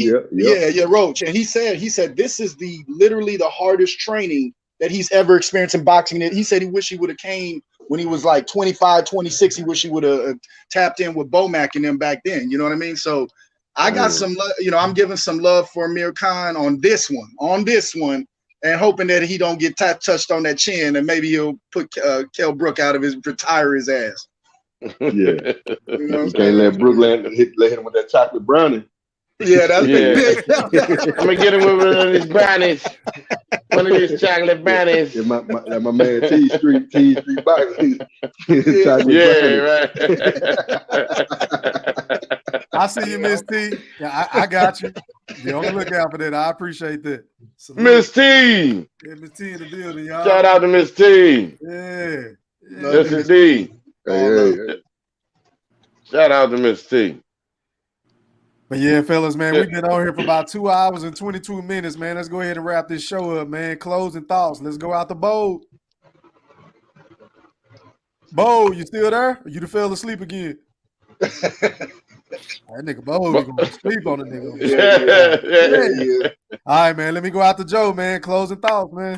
I just almost close it right there. Check out that Amir Khan fight. I think it's the second week in February. I think after Valentine's Day, fight's coming up. He's training with Bomac now. And everybody and anybody, man, I'm spreading the word, man. Thriller, man. You know what I'm saying? The best in the business when it comes to this, man. Enjoyable conversation. BMAC is hilarious, and you guys are the Arsenio and Eddie Murphy of this joint, man. For real. Thank you, bro. I made a mistake, man. I should have said Eddie Murphy and Martin Lawrence, man. Like, I don't like we Claude and Ray. Yeah, Claude and Ray. Yeah, right. I don't want to give you that Eddie Murphy hate. So there you go. No, hey, coming to America is a classic. So I fuck with Eddie, man. That's my man right there. Yeah, I fuck with Martin. So, you got it, D-Man. Yes, sir.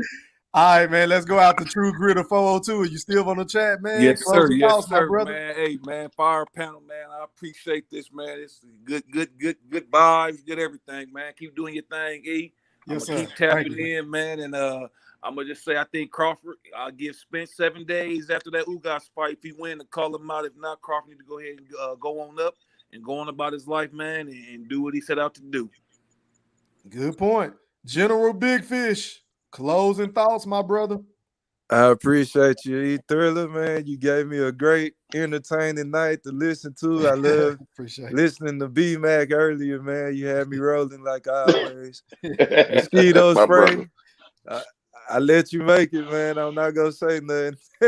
Oh, man. Yeah, I forgot about Buffalo, man. Yeah, I know it hurts, man. We Cowboys, man, so we get it. But yeah, y'all hit that like button for my boy E Thriller, man. I appreciate you, buddy. I'll talk to you next time, man. Yes, sir. Love, big bro. All right, we are going out to Mosquito Spray. Closing thoughts? Yeah, appreciate you having me on E3, man. Anytime. I'm glad you tapped in, big bro. I had to hit you up. Yeah, like, where you at? Yeah. I'm still, like I say, I'm still sick behind this game, whatever. General Big Fish, I ain't worried about what you're saying. One thing I can say, we got our quarterback, and Josh Allen is the best quarterback on planet Earth. Hey, bro, that dude's nice. He's nice, bro. And I sure ain't finna get, man, I ain't finna get no credit. Man, check this out. I ain't finna get no credit to that big hip, redneck, muppet baby talking ass nigga, man. Fuck Patrick Mahomes, man. That nigga ain't did nothing, man. We'll be back. We're gonna crush them niggas. I ain't worried about that. but on Mosquito Spray, salute.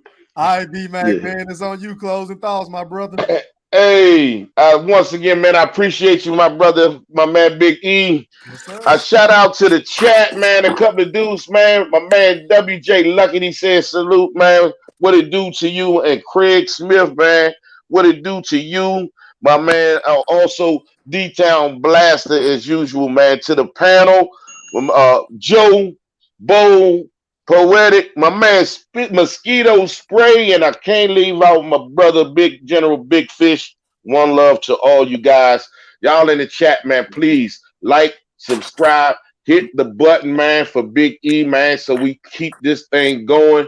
E Thriller, you are the Black Picasso, You paint the picture so well and you keep doing it so vividly, my brother. I appreciate you. Thank you for letting me on the show as usual. Always. One love to everybody, baby, and I'm out. Yeah, man, I appreciate everybody that tapped in with me on the panel, man. Salute. Shout out to everybody for the super chats. Shout out to everybody that dropped comments. Shout out to everybody in the playback game, man. Hey, D-Town Blaster, salute to you for that $2 super chat. He says, woo, woo, woo, woo. Hey, bro, I'm not sure if you know what happened, bro, but I got hit with a copyright earlier today, so I'm kind of scared to play it, but since you my nigga, I'm going to play it anyway. Fuck it.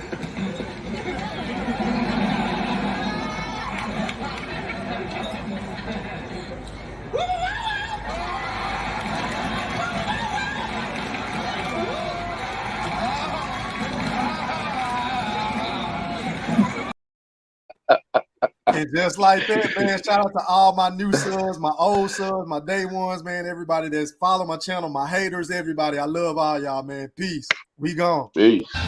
The Black Picasso cleaning up the sport of boxing, speaking facts over the gossip. Haters all up in the comments. I ain't here to be liked, but smash that like and noti button. We don't sugarcoat nothing, just healthy boxing discussions. E-Thriller, painting these pictures oh so vivid. Applying Duke, Coach K, that straight full court pressure. Only God could judge me, so tell these chumps ducking smoke. Remember one thing that the boxing guys don't like, ugly. Shout out Big Fish and everybody that joins the panel. For all my new supporters, sub to the channel. Like Floyd say, it's easy work. That bait jab with that left hook, send them straight to sleep, experts. We the experts, we never sugarcoat. Tune in to Black Picasso, sit back, enjoy the show. Enjoy the show.